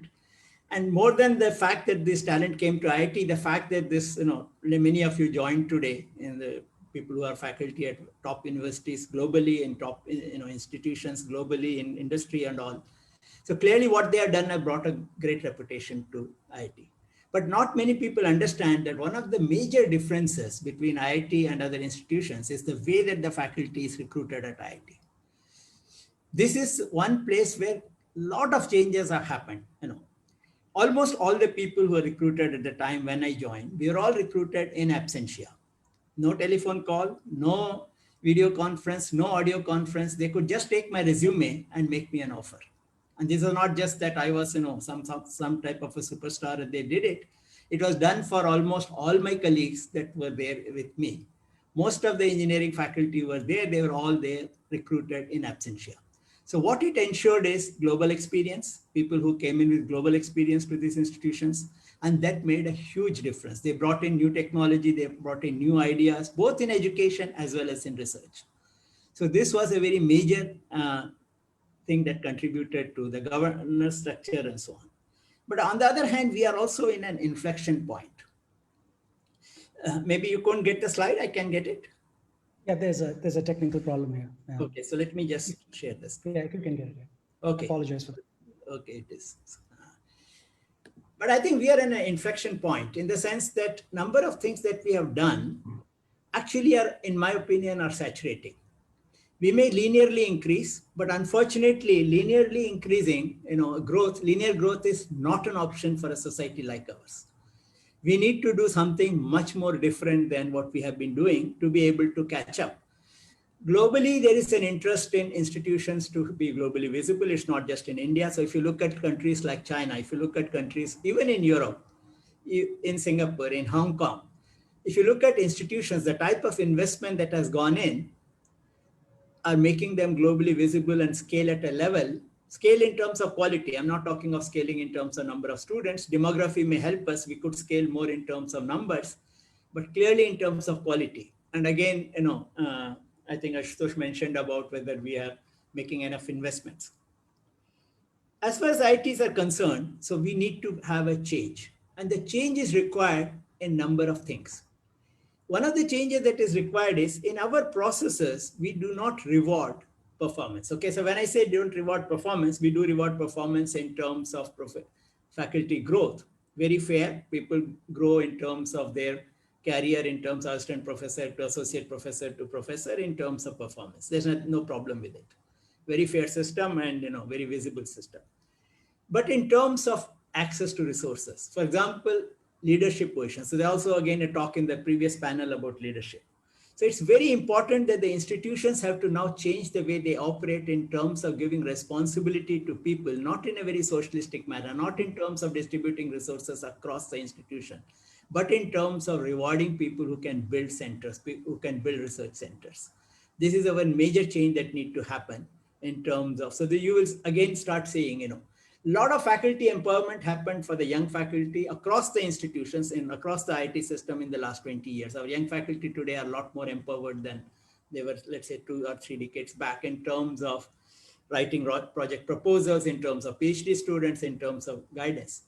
But unfortunately, for example, if you still take something like a head, okay, head of the department is still considered in IIT to be somebody like a facilitator, not like a visionary, not like a leadership. Unfortunately, the type of changes that are happening in the society, we need the heads of the department to act like leaders, which means that somebody who does well and wants to be an academic leader, he should be access to becoming, the faculty should have a role in deciding, but that he can get his second term, can get his third term, at least build the department in terms of today. The whole system is such that anybody would be ahead for 2 years or at most 3 years. And so many of the crisis problems, new initiatives are not actually being taken. Same thing is happening at the Senate level. Everybody is a member of the Senate who is a professor. And I see a large number of professors who are not even interested in being a Senate member. They don't play any academic leadership role rather than many times a vested interest role. So these are governance structures which need to completely change, where we have to identify people with leadership and give them responsibility rather than giving them to everybody.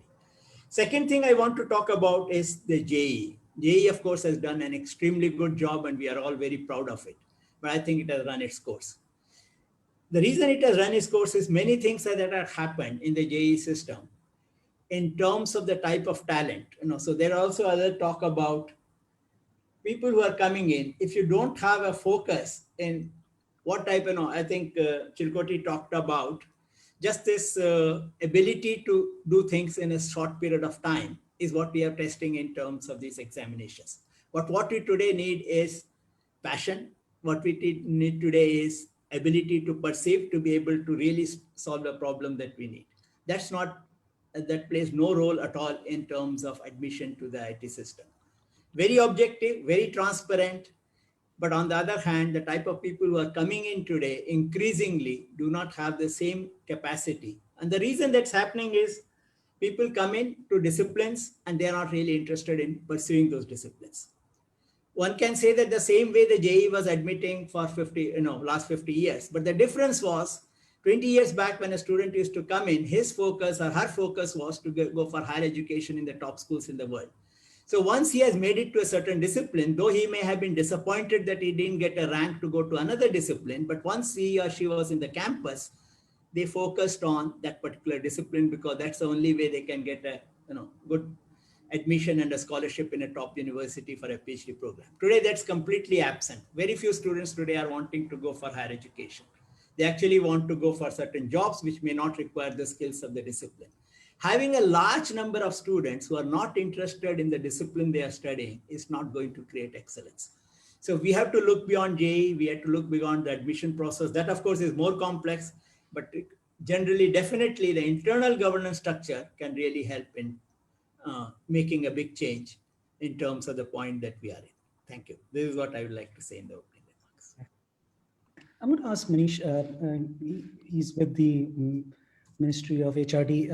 Manish, I was wondering, the NEP is pretty wide ranging, covers all K through 12 and higher education. I was wondering if you could just highlight 2-3 things which are relevant to higher education, mostly towards technical institutes like IIT Delhi, some of the features of NEP or some changes, major changes that they're proposing.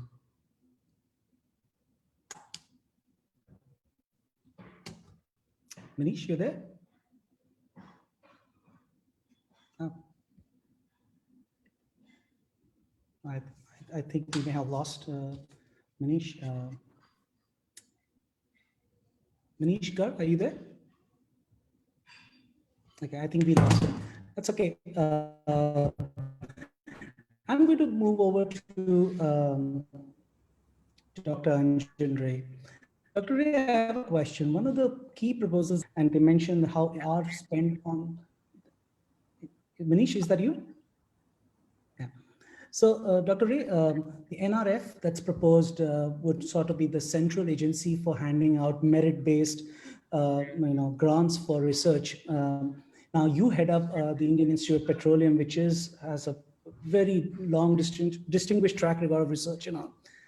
How would you be able to, how would alumni and faculty from technical institutes and related science fields be able to engage under a National Research Foundation structure, right? For example, what could the Indian Institute of Petroleum, for example, or IIT Delhi do differently, or alumni get more engaged to actually line with principles of the National Research Foundation? So, Dr. Narayan, thank you. I see that Mr. Manish Garg is back.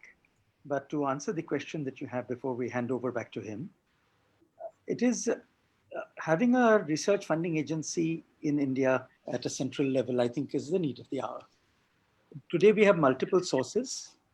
Each source has a mandate, and it has worked fairly well up to now. But if we want transformation, the transformation begins with one common theme that I see in the hundreds of research proposals that I have either processed from my own lab or sat on committees for or been granted. In our country, unlike what I see in almost all the developed countries in my years of experience working abroad and with foreign entities, activities are written as objectives. So you'll see research programs saying that the objective of my project is to build an algal farm, or the objective of my project is to build a device, or the objective of my project is to study AI for the purposes of developing an algorithm in, let's say, healthcare. The fact is that activities are not objectives. Activities are the journey.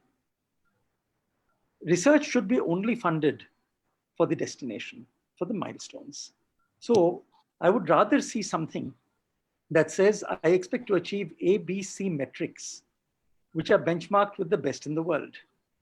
So if I'm doing research, for argument's sake, if I'm doing research in rural development, then I would say that a research project on socioeconomic impact analysis for healthcare penetration should actually have the objective of determining not only how many people benefited from healthcare interventions in terms of reduced mortality rate or reduced incidence of COPD, but what the learnings from that were that can be deployed back into policy.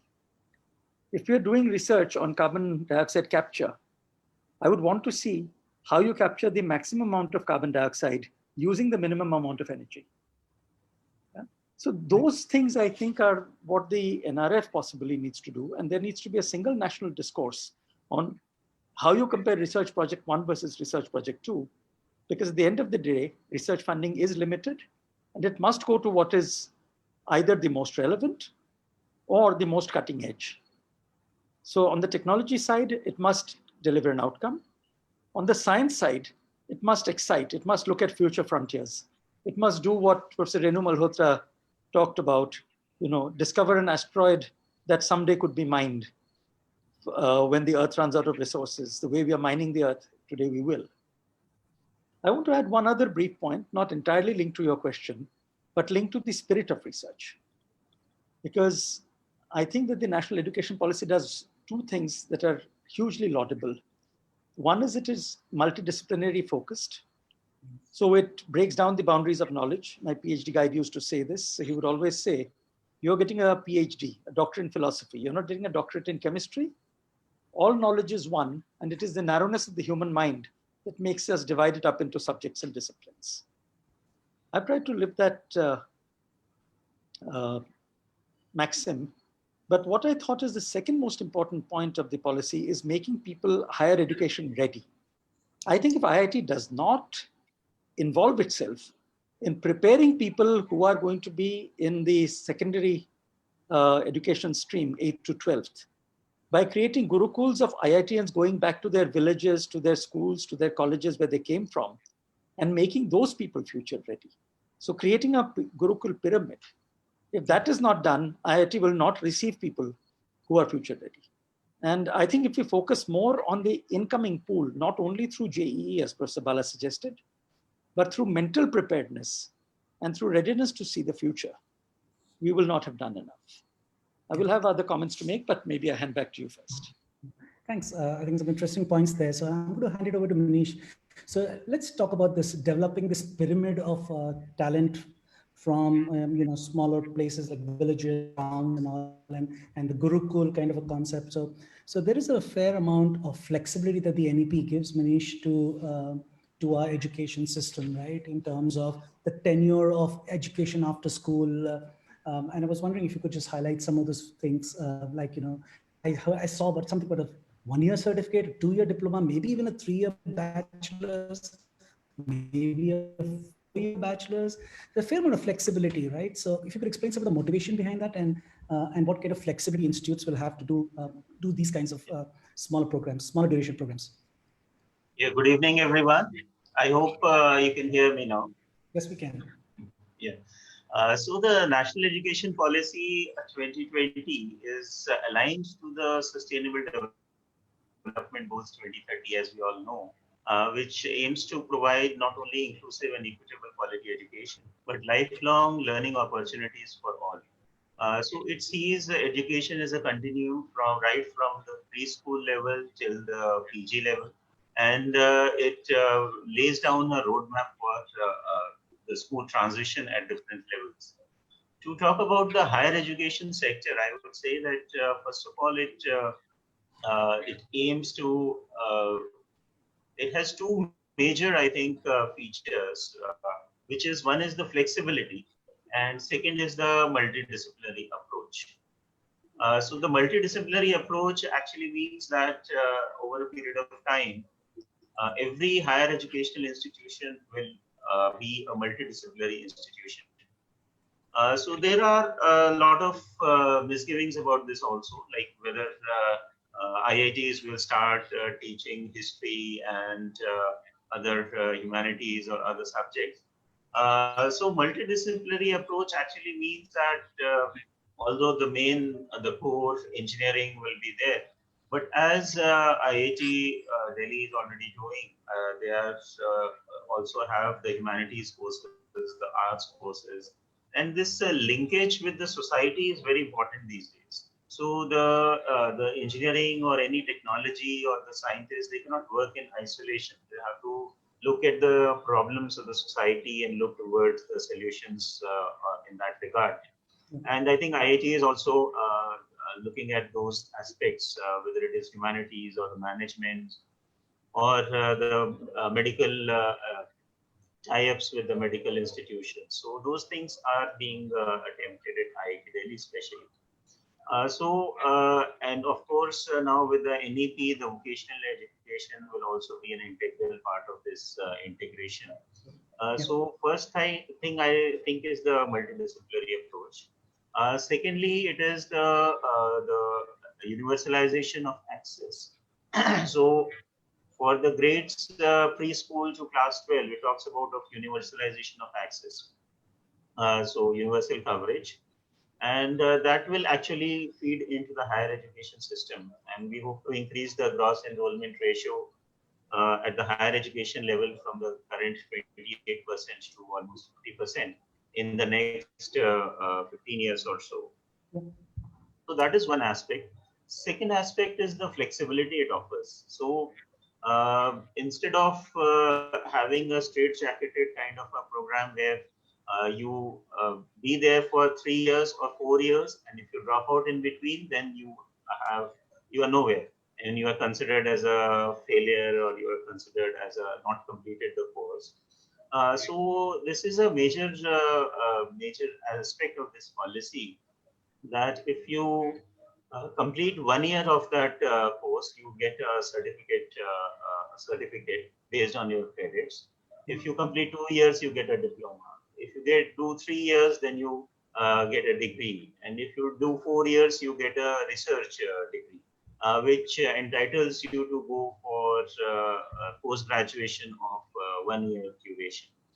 So that is, I think, one of the major aspects. And it creates an academic bank of credits, which will digitally save all your credits. So you do not lose out on what you have already done.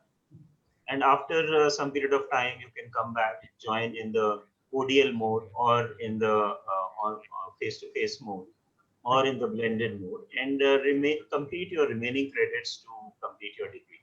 So I think these are the two aspects.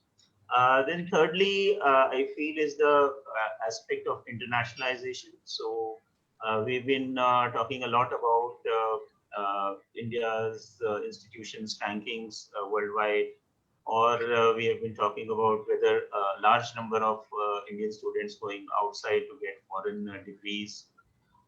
So this policy aims at internationalization, make India a global study destination, so that maximum number of students actually start coming to India for gaining the knowledge, or and that will also contribute to the talent pool, and to the multi-disciplinary approach, as well as the multi-ethnic and multi-racial approach. So that will definitely, I think, help the overall outcomes of the higher education. Even the top 100 foreign universities, they are being allowed to set up campus in India based on a legislative framework. So these are some of the aspects. Then the policy also aims that the faculty will be given more flexibility in designing their curricular and pedagogical approaches. So let's hold that thought off, because I have a discussion, a topic around that. But one of the things that you mentioned, Manish, it seems, and there are some questions on the chat, that the kinds of changes that NEP is proposing, the kinds of changes we want to do at IIT Delhi, and Professor Balakrishnan alluded to the need for leaders and really efficient administrators. We have a system right now in these higher education institutions where the faculty becomes those administrators, and then they have to balance their research and their leadership responsibilities and all. So the question to the panelists is, and any of you first, how do we manage the growth that's required, in managing scale, the new kind of curriculum development, the new kinds of institutions, new kinds of degree programs, all of them put together? Other institutions, is the government, is IIT Delhi ready to perhaps involve alumni who have gone for MBA and invite them back as administrators, like we have in the US? There is a whole, talent pool of very good administrators, maybe one-time faculty members, but not completely into administration. How do we manage that? And how do we engage with the alumni and even nudge efficient faculty to be a go more towards administration? How could we do that, right? Would you like me to take this question? Please, Professor Balakrishnan, go ahead.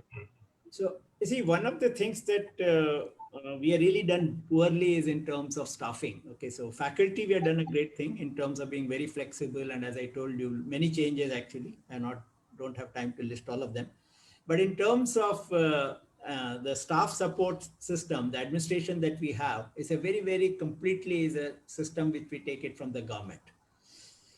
And this essentially means that the career growths are slow. There is no incentives. The structures are completely like, even in terms of recruitment, there are lots of constraints which comes in any government system.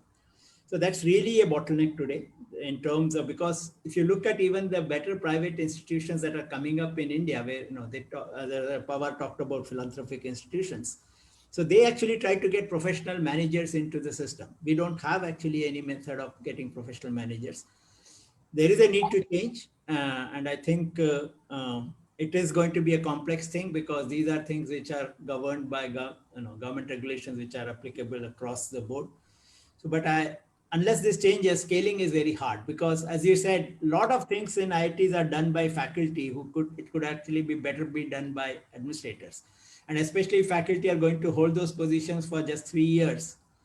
Then everybody is learning on the job. Most of the time people come in and just learn for the job. There's no experience that actually gets created in. So that's definitely a challenge that we need to change. Right. The other question I have is the NEP talks about opening up online learning, online distance learning. I think ODL is the phrase they use. And I'm wondering, this question is for you, Dr. Ray, is, online learning to date has been limited to one-on-one tutoring. We see these ads for apps and using Zoom to do instruction in the times of COVID, right? But what are some of the innovations that might be needed? And does this open up a lot of opportunities for alumni to do startups and stuff like that, and innovation in online distance learning so that you can take the standards of people who know the technology and know the subject matter to take it at scale across to all the other institutions that may be set up or are already there, right? I think it's a great question. We can start by looking at these concepts of already open learning that exist in the global ecosystem like Coursera. I've myself taken courses. And I think online learning is the bridge between the open school and open university system today and the physical university system today. That is what has been demonstrated. I think it would be great if IIT Delhi and other IITs, and like we already do in our institutes, if we mentor other institutes which may not have the same infrastructure with online courses, make them partners in our courses, take the education level down to places that don't have the benefit of this infrastructure physically. That is the first thing. The second is, and this is a personal experience, I spent some time wandering the hinterland of India, understanding education once upon a time, many years ago. And I came into this little village. It is in a district called Dindori in Madhya Pradesh. In a 100-kilometer radius, there are no cows, so there is no milk in this village. And in that, I walked to the school. It was a hot day, and I needed water, so I took out my portable water filter, started pumping water from the tube well into the filter, and 20 urchins surrounded me trying to see what I was doing. I spent half the day explaining it to them, and the teacher said to me, "We have never seen this. How do we teach? We have never seen a telescope. How do we make our students competitive with those in cities?" I think a key to online learning is to somehow transmit online laboratories, online experiential sense to those who cannot reach the infrastructure. And I think there's a great, great opportunity here for places like IIT. Again, in the catchment first, but also in the peer group, in the other colleges that may not have access to the facilities. Oh, that's nice. So Manish, do you think the government of India under NEP? I think this regarding this ODL. So ODL actually is open distance learning, and online MOOCs offers a great opportunity. And there has been some change in policy also that the colleges and the universities, they can, whoever is authorized can offer up to 40% of their credits through the online platform.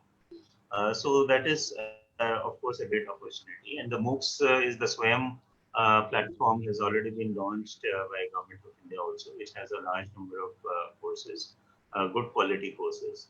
Right. For the, as Mr. Ranjan Ray was saying, the virtual labs are also available on the Diksha platform, especially for the schools, and through the O labs, which has been developed by CDAC. So virtual labs, of course, is the way forward, and I think the alumni and faculty can definitely contribute a lot in creating content, not only for the colleges, but for the schools also. Yep. We need good quality content, the virtual labs, the digital resources for the sciences and other studies, sure, for schools as well. Even for foundational learning, it is required, this kind of a very nice and interesting and which a more experiential kind of digital content that is definitely required, where the alumni and the faculty can contribute in a big way. So my last question, I think we started a little late, so I'll go a little late, but this is the last question. You know, the NEP talks a lot about tying education to entrepreneurship and continuous learning. Vision 2030 talks a lot about Vision 2030 for IIT Delhi does talk about entrepreneurship, incubators and stuff like that. But one of the things I see at IIT is that we have a some few departments offering part-time courses. Very few offer continuing learning opportunities. So if I just want to go, I'm not a computer science person, but I'm interested in artificial intelligence. I just want to do a 4-degree, 4-course. That's today not. I just saw an announcement on the website for an artificial intelligence course for cyber physical sensors and stuff. You know, why isn't artificial intelligence offered by the computer science department to non-IITians as an evening class or something? So Professor Balakrishnan, what kind of flexibility or we can provide as part of IIT Delhi Vision 2020 to offer these kinds of courses in smaller set things where I don't have a BTech degree also, but I just want to learn about AI. And it would fit in very well with the with what is there in the NEP also, you know, encouraging continuous learning, professional development even after graduation or just while I'm on the job, right? See, actually there is no restriction. Actually, IIT Madras has this year started a new program, which is an MS program. It's an online program. I think the conditions, the reason it's not expanding is something different. You know, the class sizes have expanded within the institute. There is a fair amount of teaching responsibility that has come to the faculty, and the focus of the institution is on research. So the people who are in, for example, you know, I was the one who sort of steered this School of AI proposal, and one of the interesting thing was there's a huge demand for online learning in AI. So why not we create online programs? Very structured programs, you know, even before this, similar to what NEP talks about, we said that it should be very paramedical. You could get a certificate, you can get a diploma, and then you can get a degree depending on how many credits you take. But the problem is it's very difficult to persuade faculty to actually spend time doing more teaching. This is really the challenge. Volume is low, incentive structures are not in place. Even the institution, you see, if you look at MBA management schools, for them, this is a big revenue stream. So they all have executive programs.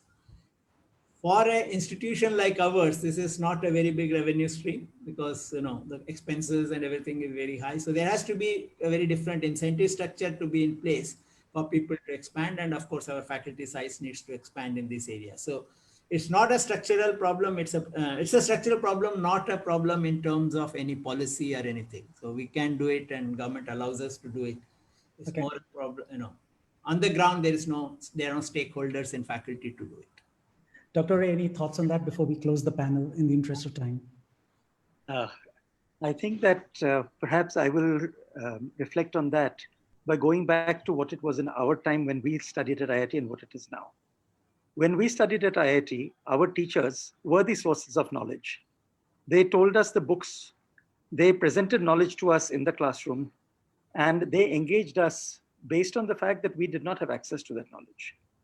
Today, what has happened is that the teacher has to function differently because information is everywhere. So the teacher is to give us insight from that information, and that information plus insight has to lead us to innovation. Ultimately, therefore, if we can orient our faculty to understand that information is available to the students as much as it is available to the teachers, and the main job of the faculty is to deliver insight and to inspire, we can move things in the direction of innovation. I'd leave it at that. Thanks, Dr. Ray. I think just in the interest of time, I would like to thank the panelists, Dr. Ray, Professor Balakrishnan, and Manish, for all the folks on the call. There are still about 100 of us. For those of you who have not read the NEP 2020 document, I had read the media sound bites, but when I sat down a few days ago to read it, it's a staggeringly well-written document and some amazing rethink that the government has done. So I really encourage all of us to go read it. With this, I'll close the panel. Thanks a lot, and sorry for the delay, guys, in closing this panel up. Thanks a lot. Bye. Thank you.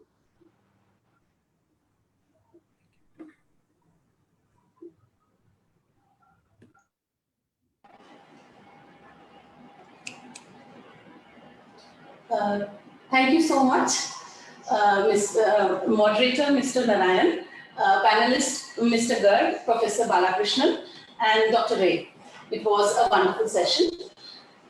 And now we actually would be announcing the awards for the first time. Alumni Faculty Excellence Awards. Now, I would request our President, IIT Delhi Alumni Association, Mr. Ravindra Kumar, to kindly announce the winners of the Alumni Faculty Excellence Awards. Yeah, thank you, Gitanjali. I would request our Chairman of IIT Delhi Administration and Director of IIT Delhi, Professor Ramgopal Rao, to announce Alumni Excellence Award, and Dr. Gitanjali will read the citation of the awardee, about the awardees, and we'll play one small congratulation message also. And I would request also awardee, if they are still they are here, to say a few words after the announcement. So I would request now Professor Ramgopal Rao to announce the awards. Yeah, thank you, Ravindra Kumar ji. I think I would also like to mention that these are IIT Delhi Alumni Awards for faculty for their excellence. And the screening committee consisted of Professor Balakrishnan from IIT Delhi, Mr. Pradeep Gupta, Mr. Yogesh Andle, Mr. Kalpen Shukla, and the president who is and also the other members. And for the research and publications, Professor H.V. Jagadish, 1981 BTech Electrical, he is the winner. He has been given this excellence award. For the entrepreneurship and mentoring or innovation in that category, Professor Bipin Kumar, BTech Textiles, 2009, has been given this excellence award. So my congratulations to both of them. Professor H.P. Jagadish is Director, Michigan Institute for Data Science, and Bernard A. Galler, Collegiate Professor of Electrical Engineering and Computer Science, University of Michigan. He teaches courses related to database management, data analysis, the web, and data structures and algorithms. His research has spanned many aspects of big data and data science. He has co-authored a CIA report on computing research and data science, made multiple presentations, and served on 2 panels at the National Academies. He enjoys an H index of 91, which means 91 papers with at least 91 citations each. He has published more papers in VLDB than anyone else. He has served on the board of the Computing Research Association from 2009 to 18, and on the board of the Very Large Database Endowment from 2004 to 2010. He was founding editor-in-chief of the Proceedings of the VLDB Endowment from 2008 to 2014, and served on the CS Advisory Committee for the University of the People. He was recognized with Contributions Award by the ACM SIG on Management of Data. In 2019, recognized with a Distinguished Faculty Award. So our heartiest congratulations to Professor H.P. Jagadish, 1981 BTech Electrical, IIT Delhi.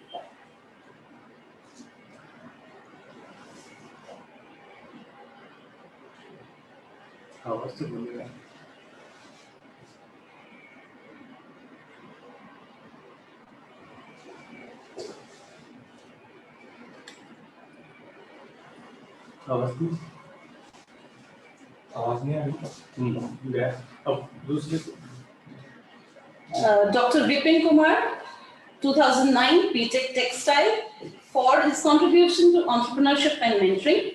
Kavach Mask was launched by his mentor startup team eTex with many superior qualities as compared to N95 masks. More than 2 million masks have been served to the country in the last 4 to 5 months. His mentoring two startups, eTex Healthcare Private Limited and Medic Fiber Private Limited, both incubated at IIT Delhi. In collaboration with NGO Eco Tattva, he engaged over 200 PWD community members to actively participate in technological skill development, manufacturing, distribution, and marketing of Kavach, and providing employment to nearly 1,000 persons. He has won several prestigious awards: IEI Young Engineer Award 2018-19, the Institute of Engineers India Award 2019, Fulbright Nehru Doctoral Research Fellowship, US, in the year 2014, ACP Scholarship, the American College of Phlebology, US 2014, and the Reilly Inspire Faculty Award in 2016 by the Department of Science and Technology, India.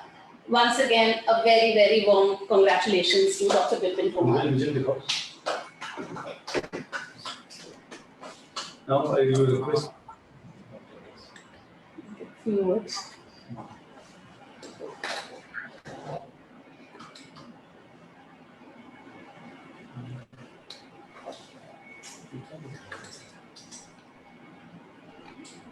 Should I say? Yeah. Now I would request Dr. Vipin Kumar to say a few words. Thank you, IIT Delhi Alumni Association, for organizing such a wonderful event. It's a privilege to listen to all the experts and panelists for sharing their experience and vision for this country. I would like to give my sincere thanks to all the panelists who have selected me for this award. The attitude that we learn in the IIT culture and the alumni's achievements are the one who always inspire us to do more and more and make an impactful thing. My all credit for this award goes to my students, who has always been a source of motivation for me. I always wanted to be a good teacher first. When I joined IIT Delhi in 2017, I worked hard for my teaching, and the first batch actually I got the best teacher award. And then that actually changed because there are a lot of inspirations and a lot of ideas actually started coming from the students. And then I actually decided now this is the time I think we should make up with a team, because the kind of ideas that you learn from your BTechs and undergraduate students are really outstanding. And we really worked hard for last 2 years. And COVID-19 was just a blessing in disguise. Being a textile engineer, I personally found like this is the best time I think we should do and make an impact to the country. So when this N95 price was skyrocketing, mask was in shortage, and everywhere it locked down, then we thought in the time we should really work hard. And thanks to Professor Rao and all deans, faculties, and administration, they allowed me to work in the research lab during the night, and we somehow able to make some masks and at a very, very affordable price. And then everything got changed. It got very good media attentions. The students were really very excited to launch such products. Many new products actually they are also launching, and all such started because of the culture that is there in the IIT. I think a lot of support system is there. It is only that we have to give more and more facilities to these students.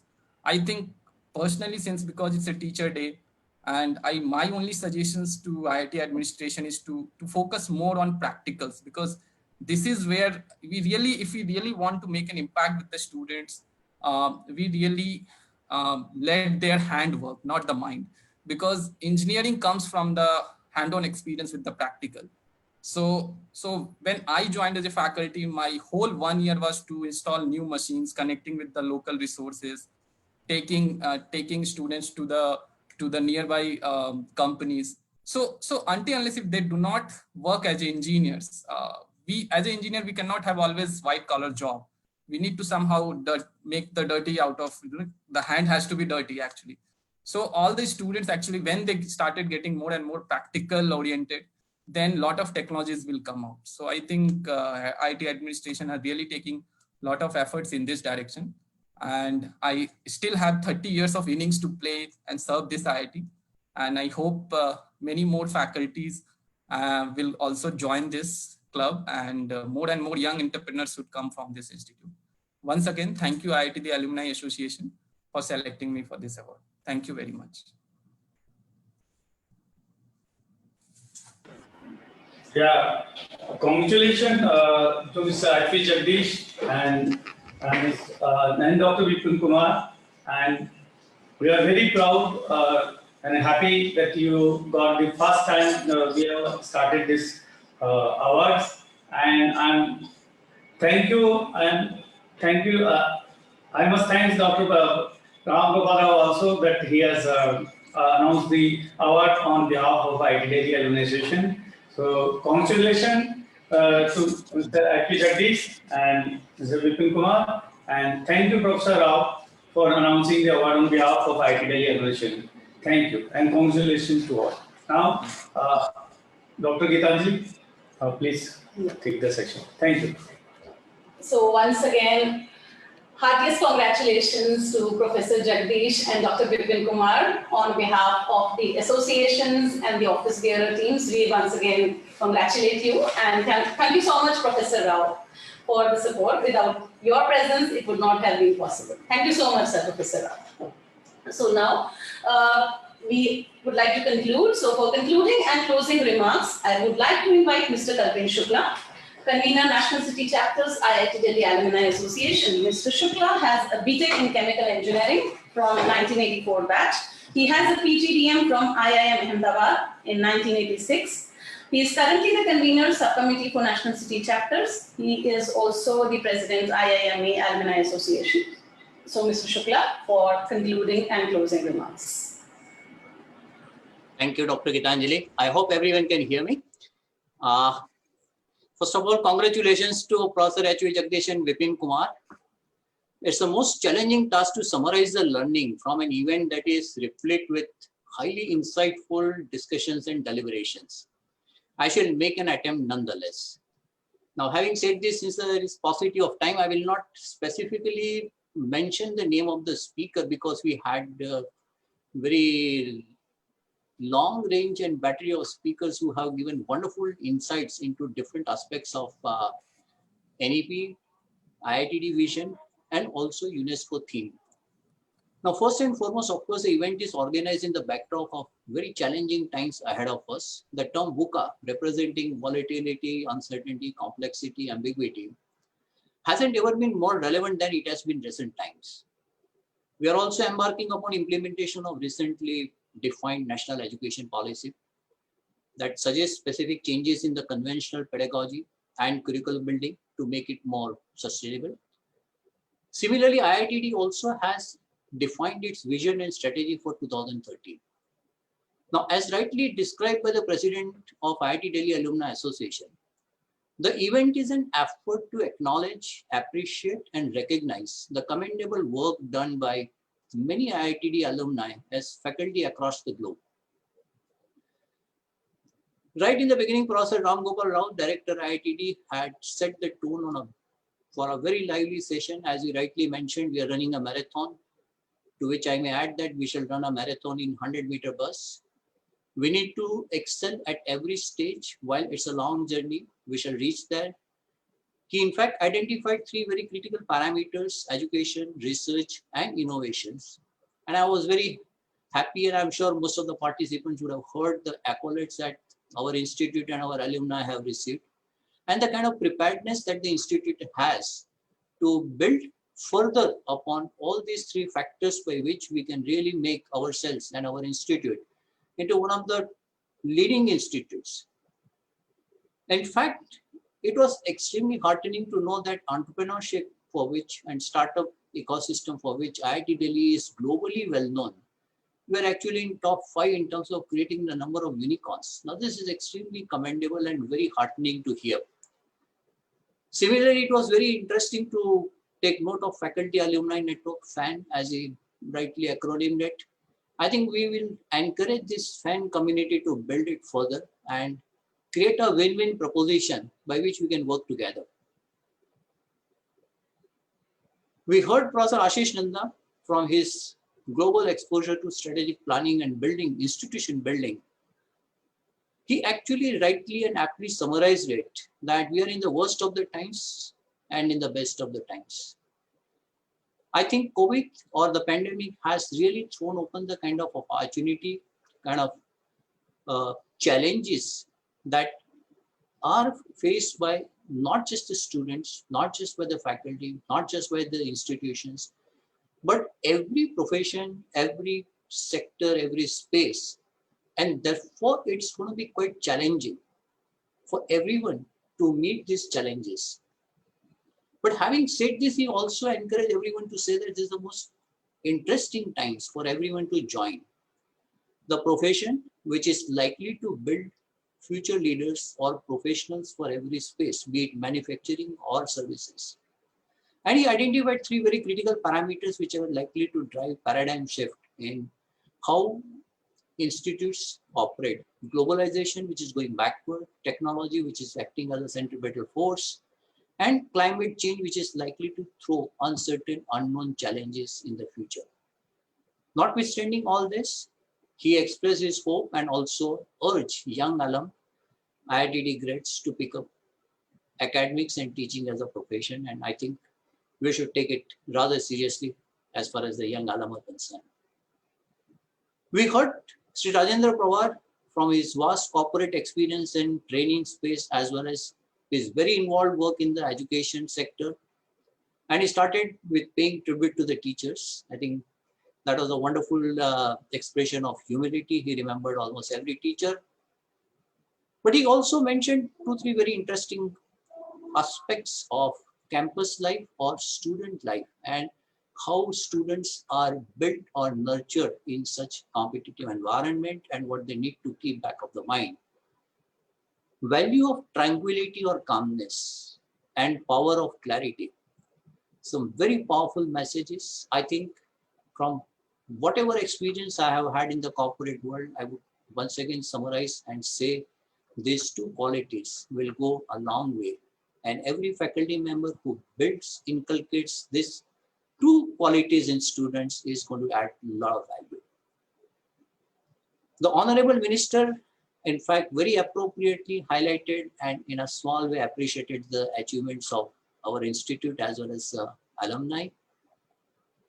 He said that it's the need of the hour and preparedness of the government, state as well as central to meet the challenges of higher education. Very heartening to hear. He said very expressly that help us build new India.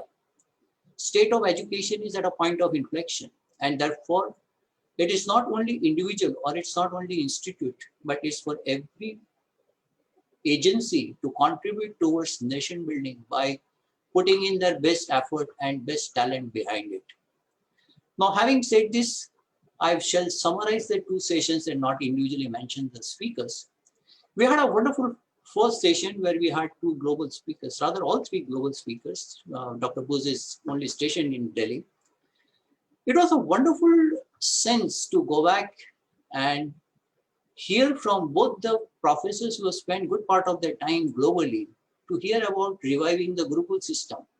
It's amazing that a powerful system which has built such a wonderful knowledge sharing mechanism, which actually says that it should be a small unit, it should be solution oriented, it is open learning, upgradation of understanding by applying the knowledge into real sense. And therefore, how do we encourage students as well as institutions to build this into their way of functioning in the curriculum building, in the pedagogy? And idea was to make a working life or student life more meaningful by ensuring that learning is taken forward into real life. And this is something which probably would be relevant for every student or every alumni or every faculty who wishes to contribute towards nation building. Similarly, in the second session, we had interesting observations coming from learning, research, the way research cannot really be taken casually. Research has to be result oriented, resources have to be applied and allocated, keeping the results in mind. And we also have very clear guidelines available in NEP that we need a smooth transition at every level. We need to focus on flexibility. We need to focus on multidisciplinary institute. We need to have universalization of access to education. I think all put together, it's a paradigm shift in what we have understood till now, what we have seen till now, and what we probably were used to till now. It's going to change. And we all have a role to play. More so, the faculty will have a larger role to play. And therefore, world critically needs transformational leaders in every space at every level, be it for industry, for services, everywhere. No other profession is equipped as much as teachers are to ensure readiness of the youth to meet the challenges and face the uncertain future with confidence. Every teacher is a leader in his or her own right. IIT Delhi Alumni Association, in association with IITD, will continually aspire to fulfill this requirement, not only for India, but globally. It was a wonderful opportunity to hear all the stalwarts and their insights, and I thank all of them with one-liner, Vidya Viniyogad Vikasa. Knowledge increases by sharing. This was a small attempt from association to bring the focus back on teachers. With this, I thank all the participants and I hand it over to Dr. Gitanjali.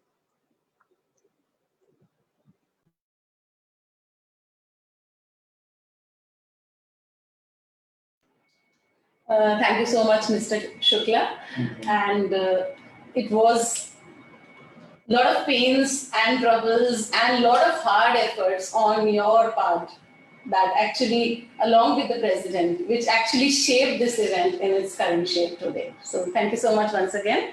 And now I would like to invite for vote of thanks, Ms. Jyotsna Bareja. She is our secretary.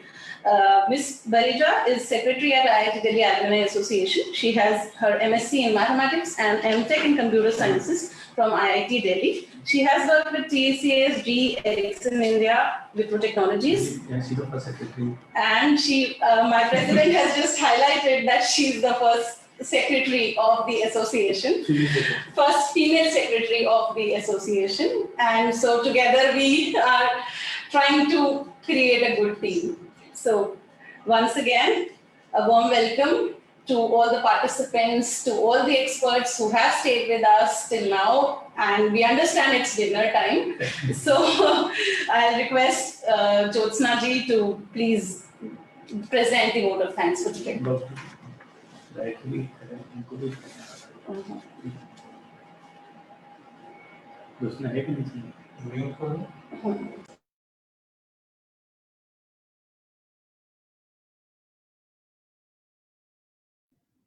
Jyotsna, I think you're muted. Oh, thank you. Hello, thank you, Gitanjali, for describing me in detail. For this vote of thanks, I would first of all like to thank you, Professor Rao, who is chairman of our IITDA and director of IIT Delhi. Then I would like to thank you, our president, Ravindra ji, who has taken the initiative to start this event. That's how we could organize it and make the plans from last 2 weeks. I know Kalpen, Gitanjali, myself, Ravindra ji, Sudhir, we are all planning and organizing it to bring together all the panelists and all the speakers. I would like to thank you, our chief guest, Shri Sanjay Dhotre ji, who is the Union Minister of State for Education, for giving us good ideas about what the government is doing about this education policy. Then I would like to thank you, Dr. Ashish Nanda, who has taken out the time and given us his insights about this topic. Then I would like to thank you, Mr. Rajendra S. Pawar, who is chairman of NIIT.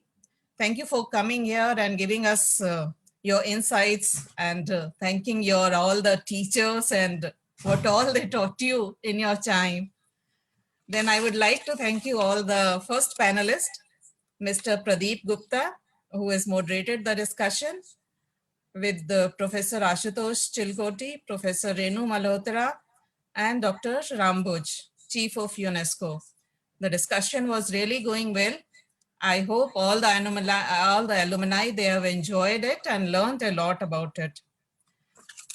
Then I would like to thank you, our second panelist, the moderator, Mr. Sanjeev Narayan, for moderating it well, and Professor Bala, Mr. Manish Garg, and Mr. Ranjan Ray, for taking out the time and discussing and giving all the details what is being done.